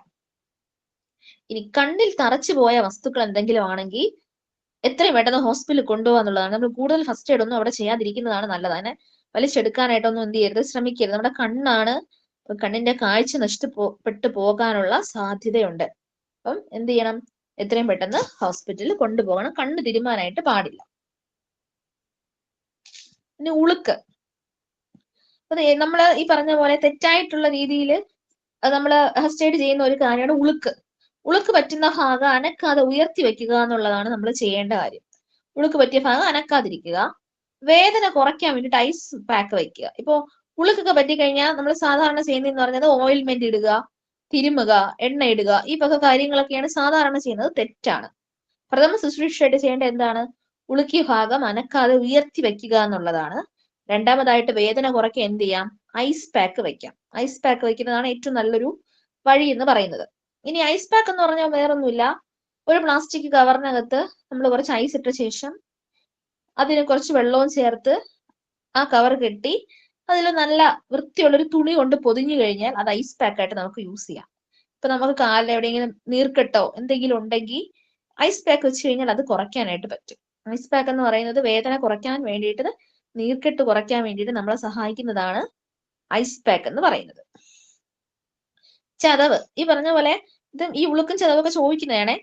വേദനയും നീർക്കെട്ടും ഒഴിവാക്കാൻ തണുത്ത വെള്ളത്തിൽ മുക്കിപ്പിഴിഞ്ഞ തുണിയോ ഐസ് പാക്കോ ചതവ് പറ്റിയ ഭാഗത്ത് വെക്കാം. അപ്പം വേദനയും നീർക്കെട്ടും ഒക്കെ ഒഴിവാക്കാൻ എന്ത് ചെയ്യാം? തണുത്ത വെള്ളത്തിൽ മുക്കിപ്പിഴിഞ്ഞ തുണിയോ അല്ലെങ്കിൽ ഐസ് പാക്കോ എന്ത് ചെയ്യാം? ചതവ് പറ്റിയ ഭാഗത്ത് വെക്കാം. ചൂടേൽപ്പിക്കുകയോ തിരുമുകയോ ചെയ്യരുത്. നമ്മൾ എല്ലാവരും ചെയ്യുന്ന ഒരു തെറ്റായിട്ടുള്ള കാര്യമാണ് ചതവ് പറ്റിയോ ഉഴുക്ക് പറ്റിയോ നേരെ ഒരു വൈദ്യശാലയിൽ പോകുന്നു, ചവിട്ടി തിരുമുന്നു, എണ്ണയിട്ട് കെട്ടി വയ്ക്കുന്നു. ഇതൊക്കെയാണ് നമ്മൾ ചെയ്യുന്നത്. പക്ഷെ ചൂട് ഏൽപ്പിക്കാനോ തിരുമാനോ പാടില്ല. എന്ന് വെച്ചാൽ മതി? ഐസ് പാക്ക് വെച്ചാൽ മതി. ഇതാണ് നമ്മൾ ചെയ്യേണ്ട പ്രഥമ ശുശ്രൂഷ. അപ്പൊ ഇനിയെങ്കിലും നമ്മുടെ മുന്നിൽ ആർക്കെങ്കിലും ചതവ് പറ്റുകയോ ഉളുക്ക് പറ്റുകയോ ചെയ്തു കഴിഞ്ഞാൽ ഈ പറയുന്ന ചൂട് ഏൽപ്പിക്കാനോ തിരുമാനോ ഒന്നും എന്ത് ചെയ്യരുത്, പറയരുത്. ഐസ് പാക്ക് വെക്കാൻ വേണ്ടിയിട്ട് പറയണം. ഐസ് പാക്ക് വെച്ചാൽ മതി. നല്ല രീതിയിൽ എന്ത് ചെയ്യും? ഈ നീർക്കെട്ടും വേദനയും കുറയും. ഓക്കെ, അപ്പൊ നിങ്ങൾക്ക് ഇതുപോലെ ഉളുക്ക് എന്തെങ്കിലുമൊക്കെ പറ്റിയാലും ഇതേ കാര്യം ചെയ്താൽ മതി. ഇനി അടുത്തതാണ് ബോധക്ഷയം. പൊതുവെ സ്കൂളിലൊക്കെ അസംബ്ലിയിലൊക്കെ നിൽക്കുമ്പോൾ കുട്ടികൾ തല കറങ്ങിയൊക്കെ വീഴാറുണ്ട്, ബോധം കെട്ട് വീഴാറുണ്ട്. അതുപോലെ ക്ലാസ് മുറികളിലും കുട്ടികൾക്ക് ബോധക്ഷയവും തലചുറ്റലൊക്കെ വരാറുണ്ട് അല്ലെ. അപ്പൊ തല ചുറ്റുന്നു എന്നറിയുമ്പോ തന്നെ, ഇപ്പൊ നമ്മൾ ബസ്സിൽ പോകുമ്പോഴോ അല്ലെങ്കിൽ എവിടെയെങ്കിലും ഇരിക്കുമ്പോഴോ ഒരാള് പെട്ടെന്ന് അയ്യോ എനിക്ക് തല കറങ്ങുന്നു എന്ന് പറയുമ്പോൾ തന്നെ എന്ത് ചെയ്യണം, അവരെ കിടത്താനുള്ള ഒരു സൗകര്യം ഒരുക്കാന്നുള്ളതാണ്. ഇനി കിടത്തിയ ശേഷം കാൽ ഉയർത്തി വെക്കണം. ഇപ്പൊ ബോധം കെട്ട് കിടക്കുന്നതിന് മുന്നത്തെ കാര്യമാണ് പറഞ്ഞത്. എന്ത് ചെയ്യണം, കാല് ഉയർത്തി വെക്കണം. ഇനി ബോധക്ഷയം വന്ന ആൾക്ക് ആണെങ്കിലും ഇനി അടുത്ത് പറയുന്ന കാര്യങ്ങൾ നമുക്ക് ചെയ്യാം. കാല് ഉയർത്തി വെക്കണം എന്ന് പറയുമ്പോൾ കാല് നമ്മളിങ്ങനെ മടക്കി ബെൻഡ് ചെയ്ത് വെക്കണം എന്നുള്ളതാണ്. മുട്ടിൽ നമുക്ക് മടക്കി വെക്കാൻ പറ്റില്ല, ബെൻഡ് ചെയ്ത് ആ ഒരു രീതിയിൽ നമുക്ക് വെക്കാം. അല്ലാതെ കാല് മുകളിലോട്ട് ഉയർത്തി പൊക്കി പിടിക്കണം എന്നുള്ളതല്ല, കാല് ഉയർത്തി വെക്കണം. ഇറുകിയ വസ്ത്രങ്ങളാണ് ഇട്ടിട്ടുള്ളതെങ്കിൽ എന്ത് ചെയ്യണം, അത് അയച്ചിടാനായിട്ട് ശ്രദ്ധിക്കണം. ഇറുകിയ ഉള്ള വസ്ത്രങ്ങളാണെങ്കിൽ അതൊന്ന് ലൂസാക്കിയൊക്കെ ഇടാൻ വേണ്ടിയിട്ട് ശ്രദ്ധിക്കണം. ഇനി ചുറ്റും ആളുകൾ കൂടി നിൽക്കാതെ ശുദ്ധവായു ലഭ്യമാക്കണം. ഇപ്പൊ നമ്മൾ ചെയ്യുന്ന ഏറ്റവും വലിയൊരു തെറ്റായിട്ടുള്ള കാര്യം എന്ന് പറഞ്ഞാൽ, ഒരാള് ബോധം കിട്ടി വീണു കഴിഞ്ഞാൽ അവിടെ നിൽക്കുന്ന ആൾക്കാരെ മുഴുവനും വന്ന് എന്ത് ചെയ്യും, അയാൾക്ക് ചുറ്റും കൂടി നിന്ന് എത്തി നോക്കും, അയ്യോ ആൾക്ക് എന്ത് പറ്റി എന്നുള്ളത്. ശരിക്കും നമ്മൾ അങ്ങനെ നിൽക്കുമ്പോ എന്താ സംഭവിക്കുന്നത് പറഞ്ഞേ? ഓക്സിജൻ കുറയും. കിട്ടാതെ ശ്വാസം എടുക്കുമ്പോ ശുദ്ധവായു ആ. ലഭിക്കാതിരിക്കും. ആൾക്ക് ശ്വാസം കിട്ടാതെയാണ്, അല്ലെങ്കിൽ ശ്വാസതടസ്സം വന്നിട്ടാണ് ബോധം കിട്ടി വീണിട്ടുണ്ടാവുക അല്ലേ. അപ്പൊ നമ്മൾ അവിടെ നിന്ന് ഉള്ള ഓക്സിജനും കൂടെ കിട്ടാത്ത അവസ്ഥയാക്കും ചുറ്റും കൂടി നിൽക്കുമ്പോൾ. അതുകൊണ്ട് എന്ത് ചെയ്യാൻ പാടില്ല, ആളുകൾ ചുറ്റും കൂടി നിൽക്കാതെ ശുദ്ധവായു ലഭ്യമാക്കണം. അപ്പൊ തല ചുറ്റുന്നു എന്ന് പറയുമ്പോൾ തന്നെ അയാളെ കിടത്താനുള്ള സൗകര്യം ഒരുക്കണം. കിടത്തിയ ശേഷം കാല് ഉയർത്തി വെക്കണം. ഇറുകിയ വസ്ത്രങ്ങളാണ് ഇടുന്നതെങ്കിൽ അതിനെ അയച്ചിടണം. ചുറ്റും ആളുകൾ കൂടി നിൽക്കാതെ ശുദ്ധവായു എന്ത് ചെയ്യണം, ലഭ്യമാക്കണം. അടുത്താണ് അസ്ഥിഭംഗം. അസ്ഥിക്ക് പൊട്ടൽ പറ്റുന്നത്. അപ്പൊ അപകടത്തിൽ പെടുമ്പോ അസ്ഥിക്ക് പൊട്ടലുണ്ടാകുന്നത് സർവ്വസാധാരണമായിട്ട് ഇപ്പം ഉള്ള കാര്യമാണ് അല്ലെ. അപ്പം രണ്ട് രീതിയിലാണ് അസ്ഥിഭംഗം ഉണ്ടാവാറുള്ളത്. രണ്ട് രീതിയിൽ എന്ന് പറയുമ്പോൾ രണ്ട് രീതിയിലാണ് അസ്ഥിഭംഗം അറിയാൻ പറ്റുന്നത്. ഒന്ന്, ശരീര ഭാഗങ്ങൾക്കൊന്നും മുറിവുണ്ടാവൂല. ഒന്നാമത്തെ ചിത്രത്തിലുള്ള പോലെ പൊട്ടലുണ്ട്, പക്ഷെ പുറത്ത് മുറിവുകളൊന്നും ഇല്ല. എന്നാൽ ചില സന്ദർഭങ്ങളിൽ രണ്ടാമത്തെ ചിത്രം നോക്കിക്കേ, പൊട്ടിയ അസ്ഥി എന്ത് ചെയ്തിട്ടുണ്ട്, മാംസം തുളച്ച് പുറത്തു വരുന്നുണ്ട്. അപ്പൊ രണ്ട് രീതിയിൽ എന്ത് ചെയ്യാറുണ്ട്, അസ്ഥിഭംഗം വരാറുണ്ട്. അപ്പൊ ഇനി രണ്ടാമത്തെ സാഹചര്യമാണ് പറയുന്നത്. രണ്ടാമത്തെ സാഹചര്യത്തിൽ മുറിവുണ്ടാവും. ഇത്തരം സാഹചര്യങ്ങളിൽ രക്തപ്രവാഹം തടയാനും മുറിവിലേക്ക് രോഗാണുക്കൾ പ്രവേശിക്കാതിരിക്കാനും ശ്രദ്ധിക്കണം. അപ്പൊ അസ്ഥിഭംഗം ഉണ്ടെന്ന് നമുക്ക് മനസ്സിലായി കഴിഞ്ഞാൽ ഇവിടെ അമർത്തി പിടിക്കാനും നിൽക്കുന്നത്, നമ്മൾ വൃത്തിയുള്ള തുണി ഉപയോഗിച്ച് എന്ത് ചെയ്യാം, പതുക്കെ കെട്ടിക്കൊടുക്കാം. പിന്നെ ഉള്ളത് എത്രയും വേഗം അവരെ വൈദ്യസഹായം ലഭ്യമാക്കാൻ വേണ്ടി ശ്രമിക്കണം. ഇനി ഒടിഞ്ഞ ഭാഗം ഇളകാതിരിക്കാൻ വേണ്ടിയിട്ട്, അപ്പം നമ്മൾ പൊതുവെ അസ്ഥിഭംഗം വന്നു കഴിഞ്ഞാൽ ചെയ്യേണ്ട കാര്യം എന്ന് പറഞ്ഞാല് ആ ഭാഗം എന്ത് ചെയ്യാതിരിക്കുക, അനക്കാതിരിക്കുക എന്നുള്ളതാണ് അല്ലേ. അപ്പം ആ ഒരു ഒടിഞ്ഞു പോയ ഭാഗം ഇളകാതിരിക്കാൻ വേണ്ടിയിട്ട് നമുക്ക് സ്പ്ലിന്റ് ഇടാം. സ്പ്ലിന്റ് എന്ന് പറയുമ്പോൾ, സ്പ്ലിന്റ് എന്ന് പറഞ്ഞാൽ വേറെ ഒന്നുമല്ല, ഇപ്പൊ നല്ല കട്ടിയുള്ള കാർഡ് ബോർഡ് കഷ്ണമോ അല്ലെങ്കിൽ തടി കഷ്ണമോ സ്കെയിലോ ഉപയോഗിച്ച് നമുക്ക് എന്ത് ചെയ്യാം, ആ പൊട്ടലേറ്റ ഭാഗത്തിന്, ഇപ്പൊ കൈയാണെങ്കിൽ രണ്ട് വശത്തായിട്ട് വെച്ച് ചേർത്ത് നമുക്ക് കെട്ടിക്കഴിഞ്ഞാൽ, ആ ചിത്രത്തിൽ കാണിച്ചിരിക്കുന്ന പോലെ കെട്ടിക്കഴിഞ്ഞാൽ എന്തായി, സ്പ്ലിന്റ് ആയി. ആ ഭാഗത്ത് അനങ്ങത്തില്ല. അപ്പം അങ്ങനെ അനങ്ങില്ല എന്ന് പറയുമ്പം ആ ഒടിഞ്ഞിരിക്കുന്ന അസ്ഥി എന്ത് ചെയ്യില്ല, അങ്ങോട്ടും ഇങ്ങോട്ടും ചലിക്കത്തില്ല. അപ്പൊ വേദന ഉണ്ടാവില്ല എന്നല്ല, കൂടുതലായിട്ടുള്ള മുറിവുകൾ ഉണ്ടാവത്തില്ല. അതിന് വേണ്ടിയിട്ടാണ് നമ്മൾ എന്ത് ചെയ്യുന്നത്, സ്പ്ലിന്റ് ഇടുന്നത്. അപ്പൊ ആ ഒരു രീതിയിലുള്ള കാര്യമാണ് നമ്മൾ എന്ത് ചെയ്യേണ്ടത്, പൊട്ടലുണ്ട് എന്ന് കണ്ടു കഴിഞ്ഞാൽ നമ്മൾ ചെയ്യേണ്ടത്. ആ ഭാഗം അനക്കാതിരിക്കുക. എന്നിട്ട് എത്രയും പെട്ടെന്ന് എന്ത് ചെയ്യണം, ഹോസ്പിറ്റലിൽ കൊണ്ടുപോകണം. സ്പ്ലിന്റ് ഇടുക. ഓക്കെ, സ്പ്ലിന്റ് ഇടുന്നത് എവിടെയാണ്, അസ്ഥിഭംഗം വരുമ്പോഴാണ്. ഇനി ഭക്ഷണം തൊണ്ടയിൽ കുടുങ്ങിയ ഏറ്റവും അപകടകരമായിട്ടുള്ള ഒരു അവസ്ഥയാണ് ഈ ഭക്ഷണം തൊണ്ടയിൽ കുടുങ്ങുക എന്ന് പറയുന്നത്. അപ്പം നമ്മൾ ന്യൂസ് പേപ്പറിലൊക്കെ ഇഷ്ടം പോലെ വായിക്കാറുണ്ടല്ലേ, കൊച്ചു കുഞ്ഞ് നവജാത ശിശുവിന്റെ തൊണ്ടയിൽ മുലപ്പാൽ കുരുങ്ങി മരിച്ചു, അതുപോലെ തന്നെ കുറച്ചുകൂടെ വലിയ ആൾക്കാർക്കായാലും തൊണ്ടയിൽ ഭക്ഷണം കുടുങ്ങി മരിച്ചു എന്നൊക്കെ പറഞ്ഞ് നമ്മൾ ഒത്തിരി ന്യൂസ് കാണുന്നതാണ്. തൊണ്ടയിൽ ഭക്ഷണം കുടുങ്ങിക്കഴിഞ്ഞാൽ ആള് വളരെ പെട്ടെന്ന് മരിച്ചു എന്നുള്ള സാഹചര്യമുണ്ട്. എന്നാൽ നമ്മൾ കൊടുക്കുന്ന ഫസ്റ്റ് എയ്ഡ് കൊണ്ട് അയാളുടെ ജീവൻ രക്ഷപ്പെടുത്താനായിട്ട് പറ്റും. അപ്പൊ എങ്ങനെയാണ് തൊണ്ടയിൽ ഭക്ഷണം കുടുങ്ങി കഴിഞ്ഞാൽ ഫസ്റ്റ് എയ്ഡ് കൊടുക്കേണ്ടതെന്ന് പറയാം. അപ്പൊ ഒന്നാമത്തെ ചിത്രത്തിൽ കാണിച്ചിരിക്കുന്നത് പോലെ ഒരു കൈ കൊണ്ട് അയാളെ ബെൻഡ് ചെയ്ത് നിർത്തുക എന്നുള്ളതാണ്. എന്നിട്ട് ഒരു കൈ കൊണ്ട് എന്ത് ചെയ്യണം, വയറിന്റെ മുകൾ ഭാഗത്ത് അമർത്തുക. കണ്ടോ, വയറില് അമർത്തി പിടിച്ചിട്ടുണ്ട് ഒരു കൈ കൊണ്ട്. എന്നിട്ട് അതേ സമയം തന്നെ അമർത്തി പിടിച്ചുകൊണ്ട്, ഇതൊക്കെ പെട്ടെന്ന് ചെയ്യേണ്ടതാണ്. അതേസമയം മറുകൈ കൊണ്ട് എന്ത് ചെയ്യണം? പുറത്ത് ശക്തിയായിട്ട് അടിക്കണം. പുറത്ത് ശക്തിയായിട്ട് എന്ത് ചെയ്യണം? അടിക്കണം. 3 മുതൽ 5 പ്രാവശ്യം വരെ ഇങ്ങനെ ചെയ്തിട്ടും ഭക്ഷണ പദാർത്ഥം പുറത്തു വന്നില്ലെങ്കിൽ എത്രയും വേഗം വൈദ്യസഹായം തേടണം. ഇപ്പൊ ഒരാളെ കുനിച്ചു നിർത്തുക, കുനിച്ചു നിർത്തിയതിനു ശേഷം എന്ത് ചെയ്യണം? വയറിൽ അമർത്തി പിടിക്കുക, പുറത്ത് ശക്തിയായിട്ട് എന്ത് ചെയ്യണം? 3 മുതൽ 5 പ്രാവശ്യം വരെ നന്നായിട്ട് അടിക്കുക. തൊണ്ടയിൽ നിന്ന് ഭക്ഷണം പുറത്തു വന്നില്ലെങ്കിൽ എത്രയും പെട്ടെന്ന് എന്ത് ചെയ്യണം? ഹോസ്പിറ്റലിൽ കൊണ്ടുപോകണം. ഓക്കെ, ഇതാണ് നമ്മൾ ഭക്ഷണം തൊണ്ടയിൽ കുടുങ്ങിയാൽ ചെയ്യുന്ന പ്രഥമ ശുശ്രൂഷ എന്ന് പറയുന്നത്. ക്ലിയർ ആണോ? ക്ലിയർ ആണ് മാഡം. ഇനി പൊള്ളലേറ്റ് കഴിഞ്ഞാൽ ചെയ്യുന്നത് ഏറ്റവും അപകടകരമായിട്ടുള്ള അവസ്ഥയാണ് പൊള്ളലേൽക്കുക എന്ന് പറയുന്നത്. ഇപ്പോ ഞാൻ എല്ലാം ഇങ്ങനെ തന്നെയാണ് പറയുന്നത് എനിക്ക് തോന്നാം. നമ്മളൊരു 40% അല്ലെങ്കിൽ 50% എബോവ് ഒക്കെ ഒരാൾക്ക് പൊള്ളലേറ്റ് കഴിഞ്ഞാൽ പിന്നെ അയാളുടെ ജീവൻ രക്ഷിക്കുക എന്ന് പറയുന്നത് പോലും വളരെ കഷ്ടകരമായ ഒരു അവസ്ഥയാണ്. അത്രയും ഭയാനകമായ ഒന്നാണ് ഈ പൊള്ളലേൽക്കുക എന്ന് പറയുന്നത്. എന്നാൽ നമ്മുടെ വീട്ടിലൊക്കെ ജോലി ചെയ്യുന്ന സമയത്ത്, അടുക്കളയിലൊക്കെ കിച്ചണിലൊക്കെ ജോലി ചെയ്യുന്ന സമയത്തൊക്കെ ഈ പൊള്ളലേൽക്കാനുള്ള ചെറിയ രീതിയിലും വലിയ രീതിയിലും ഒക്കെ പൊള്ളലേൽക്കാനുള്ള സാധ്യതകളുണ്ട്. അപ്പൊ നമ്മൾ ഈ പറഞ്ഞ പോലെ തെറ്റായിട്ടുള്ള ഒരു പ്രഥമ ശുശ്രൂഷ ചെയ്യുന്ന ഒരു കാര്യമാണ് ഈ പൊള്ളലേൽക്കുമ്പോൾ. നമ്മൾ പൊതുവെ ചെയ്യുന്ന ഒരു കാര്യം എന്ന് പറയുന്നത് എന്ത് ചെയ്യും? പേസ്റ്റ് തേക്കും. ടൂത്ത് പേസ്റ്റ് തേക്കും. ശരിക്കും പറഞ്ഞാല് പൊള്ളലേൽക്കുന്ന സമയത്ത് നമ്മൾ ടൂത്ത് പേസ്റ്റ് തേക്കാൻ പാടില്ല. ഓക്കെ, മൈക്ക് ഓഫ് ചെയ്യണേ, ഓണാക്കിയവര്. നമ്മൾ എന്ത് ചെയ്യാൻ പാടില്ല? ടൂത്ത് പേസ്റ്റ് ഉപയോഗിക്കാൻ പാടില്ല. പൊള്ളലേറ്റ് ചെയ്യേണ്ട ഏറ്റവും ബെസ്റ്റ് ഉള്ള കാര്യം എന്ന് പറഞ്ഞാൽ ഇതാണ്: പൊള്ളലേറ്റ ഭാഗത്ത് തുടർച്ചയായി തണുത്ത വെള്ളം ഒഴിക്കുക എന്നുള്ളതാണ്. പൊള്ളലേറ്റ ഭാഗത്ത് എന്ത് ചെയ്യണം? തുടർച്ചയായിട്ട് തണുത്ത വെള്ളം ഒഴിക്കുക എന്നുള്ളതാണ്. ഇനി തീവ്രമായ പൊള്ളലേറ്റ ഭാഗത്താണെങ്കിൽ ഐസ് ഒന്നും വെക്കരുത്. തീവ്രമായ പൊള്ളലേറ്റ ഭാഗത്ത് എന്ത് ചെയ്യരുത്? ഐസ് ഒന്നും വെക്കരുത്. പൊള്ളിയ ഭാഗത്ത് ഒട്ടിപ്പിടിച്ചിരിക്കുന്ന തുണിയൊന്നും നീക്കം ചെയ്യാൻ ശ്രമിക്കരുത്. പൊള്ളിയ ഭാഗത്ത് ഒട്ടിപ്പിടിച്ചിരിക്കുന്ന തുണി എന്ത് ചെയ്യരുത്? നീക്കം ചെയ്യാനായിട്ട് ശ്രമിക്കരുത്. പൊള്ളലേറ്റ ഭാഗത്ത് ഔഷധം എന്ന ധാരണയിൽ എന്തെങ്കിലും പുരട്ടരുത്. ഇപ്പൊ നമ്മൾ ഈ ടൂത്ത് പേസ്റ്റ് ഒക്കെ വരുന്നത് അവിടെയാണ്. പൊള്ളലേറ്റ ഭാഗത്ത് എന്ത് ചെയ്യരുത്? ഔഷധം എന്ന ധാരണയിൽ ഒന്നും പുരട്ടരുത്. ഇപ്പൊ നമുക്ക് എന്തെങ്കിലും ഒരു സിമ്പിൾ ആയിട്ട് പറഞ്ഞാൽ, കൈക്ക് പൊള്ളലേറ്റു, അത്യാവശ്യം വലിയ പൊള്ളലാണ്, നേരെ ടൂത്ത് പേസ്റ്റ് ഇട്ടു, ഹോസ്പിറ്റലിൽ കൊണ്ടുപോയി. ഹോസ്പിറ്റലിൽ കൊണ്ടുപോയി കഴിയുമ്പം ആദ്യം ചെയ്യേണ്ടി വരുന്നത് എന്തായിരിക്കും? പേസ്റ്റ് നീക്കം ചെയ്യണം. ഈ പേസ്റ്റ് നീക്കം ചെയ്യണം. ഈ പേസ്റ്റ് നീക്കം ചെയ്യുന്ന സമയത്ത് എന്ത് ചെയ്യും? പൊള്ളലേറ്റ ഭാഗത്തുള്ള സ്കിന്ന് കൂടെ പോവും. സ്കിന്ന് പോവും. അപ്പൊ അവിടെ ഏറ്റ പൊള്ളൽ എന്ന് പറയുന്നത് കുറച്ചുകൂടെ തീവ്രമായ ഒരു മുറിവിലേക്ക് നയിക്കും നമ്മളെ. അപ്പൊ അതുകൊണ്ടാണ് ഈ ഔഷധം എന്ന ധാരണയിലൊന്നും പുരട്ടരുതെന്ന് പറയുന്നത്.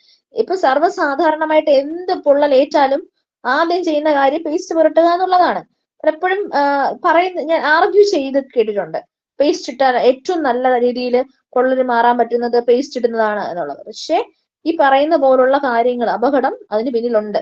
നമ്മൾ ഹോസ്പിറ്റലിൽ കൊണ്ടുപോകുമ്പോൾ തേൻ പുരട്ടുന്നതും അതുപോലെ തന്നെയാണ്. ഏറ്റവും ബെസ്റ്റ് വഴി എന്ന് പറയുന്നത് എന്തുവാണ്? തണുത്ത വെള്ളം ഒഴിക്കുക. നല്ല രീതിയിൽ തണുത്ത വെള്ളം ഒഴിച്ചുകൊണ്ടേയിരിക്കുക. പൊള്ളലിന്റെ തീവ്രത കുറയ്ക്കാൻ വേണ്ടി സഹായിക്കും. എന്നിട്ട് എത്രയും പെട്ടെന്ന് ഹോസ്പിറ്റലിൽ കൊണ്ടുപോകാന്നുള്ളതാണ്.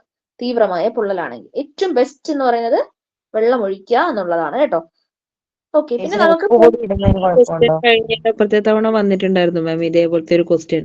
അപ്പൊ അതിൽ വന്നിട്ടുണ്ടായിരുന്നു പൊള്ളലേറ്റ ഭാഗത്ത് തണുത്ത വെള്ളം ഒഴിക്കുക എന്നുള്ളത്. അതായിരുന്നു കറക്റ്റ് ആയിട്ടുള്ള ആൻസർ ആയിട്ട് വന്നിട്ടില്ല. തേൻ പുരട്ടുക എന്നൊക്കെ ഉണ്ടായിരുന്നു, അത് റോങ് ആയിട്ടാ വന്നത്. തേൻ പുരട്ടാൻ പാടില്ല. ഈ തേൻ പുരട്ടിയാലും, തേൻ എന്ന് പറയുന്നത് വിസ്കോസിറ്റി കൂടിയ ഒരു ലിക്വിഡ് ആണ്, അതായത് കട്ടി കൂടിയ ലിക്വിഡ് ആണ്. ഈ തേൻ പുരട്ടിയാലും അവിടെ എന്ത് ചെയ്യും? ഒട്ടിപ്പിടിക്കും. സെയിം അവസ്ഥ തന്നെയാണ്, റിമൂവ് ചെയ്യേണ്ടി വരും. നമുക്ക് പൊള്ളലിന്റെ അതായിട്ടുള്ള മെഡിസിൻസ് ഉണ്ട്, പൊള്ളലിന് ഉപയോഗിക്കുന്ന മരുന്നുണ്ട്, ഓയിൽമെന്റ് ഉണ്ട്, അത് നമുക്ക് യൂസ് ചെയ്യാം. ഈ ഉപ്പിന്റെ കാര്യം ഞാൻ കേട്ടിട്ടില്ല കേട്ടോ. ഉപ്പിൻ്റെത് ഉപയോഗിക്കാൻ പാടുണ്ടായിരുന്നെങ്കിൽ ഇവിടെ ഉപ്പ് ഉപയോഗിക്കാമെന്ന് എഴുതുമായിരുന്നു. ഏറ്റവും ബെസ്റ്റ് കാര്യം കോഴിനെയ്യ് ഉപയോഗിക്കാന്നൊക്കെ പറയാറുണ്ട്. പണ്ടത്തെ ആൾക്കാര് ഇതൊക്കെ ഉപയോഗിക്കുന്നവർക്ക്. ഓക്കെ, നമ്മുടെ ടൈം ആയിട്ടുണ്ടേ, നമ്മുടെ സമയമായിട്ടുണ്ട്. ഓക്കെ, ബാക്കി സംശയങ്ങളൊക്കെ ഇനി നാളെ നമുക്ക് തീർക്കാം. അപ്പൊ ഇന്നത്തെ ക്ലാസ് പൊള്ളലേറ്റൽ വരെ നമ്മൾ പഠിച്ചു, ബാക്കി നമ്മൾ നാളെ പഠിക്കും. അപ്പൊ എല്ലാവർക്കും താങ്ക്സ്. എന്തെങ്കിലും സംശയങ്ങൾ ഉണ്ടെങ്കിൽ നിങ്ങൾക്ക് ഗ്രൂപ്പിൽ ചോദിക്കാം. അപ്പോ സോഷ്യൽ സയൻസിന്റെ ആൾക്കാർക്ക് എന്ത് ചെയ്യാം? ക്ലാസ്സിലിരിക്കാം കേട്ടോ. സോഷ്യൽ സയൻസുകാർക്ക് തുടരാം. അതുപോലെ EVS-ഉം കാറ്റഗറി 2 സയൻസും ഉള്ളവർക്ക് ഇതിൽ നിന്നും ലീവ് ചെയ്യാം. പിന്നെ അഖില ടീച്ചർക്കും, അൽഫോൻസ് ടീച്ചർ വരുന്നിടം വരെ നിങ്ങൾക്ക് ബ്രേക്ക് ആയിരിക്കും. 9:02 നമ്മൾ ക്ലാസ് തുടങ്ങുക. സോഷ്യൽ സയൻസുകാർ ഇതിൽ തന്നെ തുടരുക. ഒരു ചായയൊക്കെ കുടിച്ച് ഒരു വെള്ളമൊക്കെ കുടിച്ച് ഇതിൽ തന്നെ തുടരുമ്പോഴേക്കും നമ്മുടെ അൽഫോൻസ് ടീച്ചർ വരും. സാറേ അപ്പോ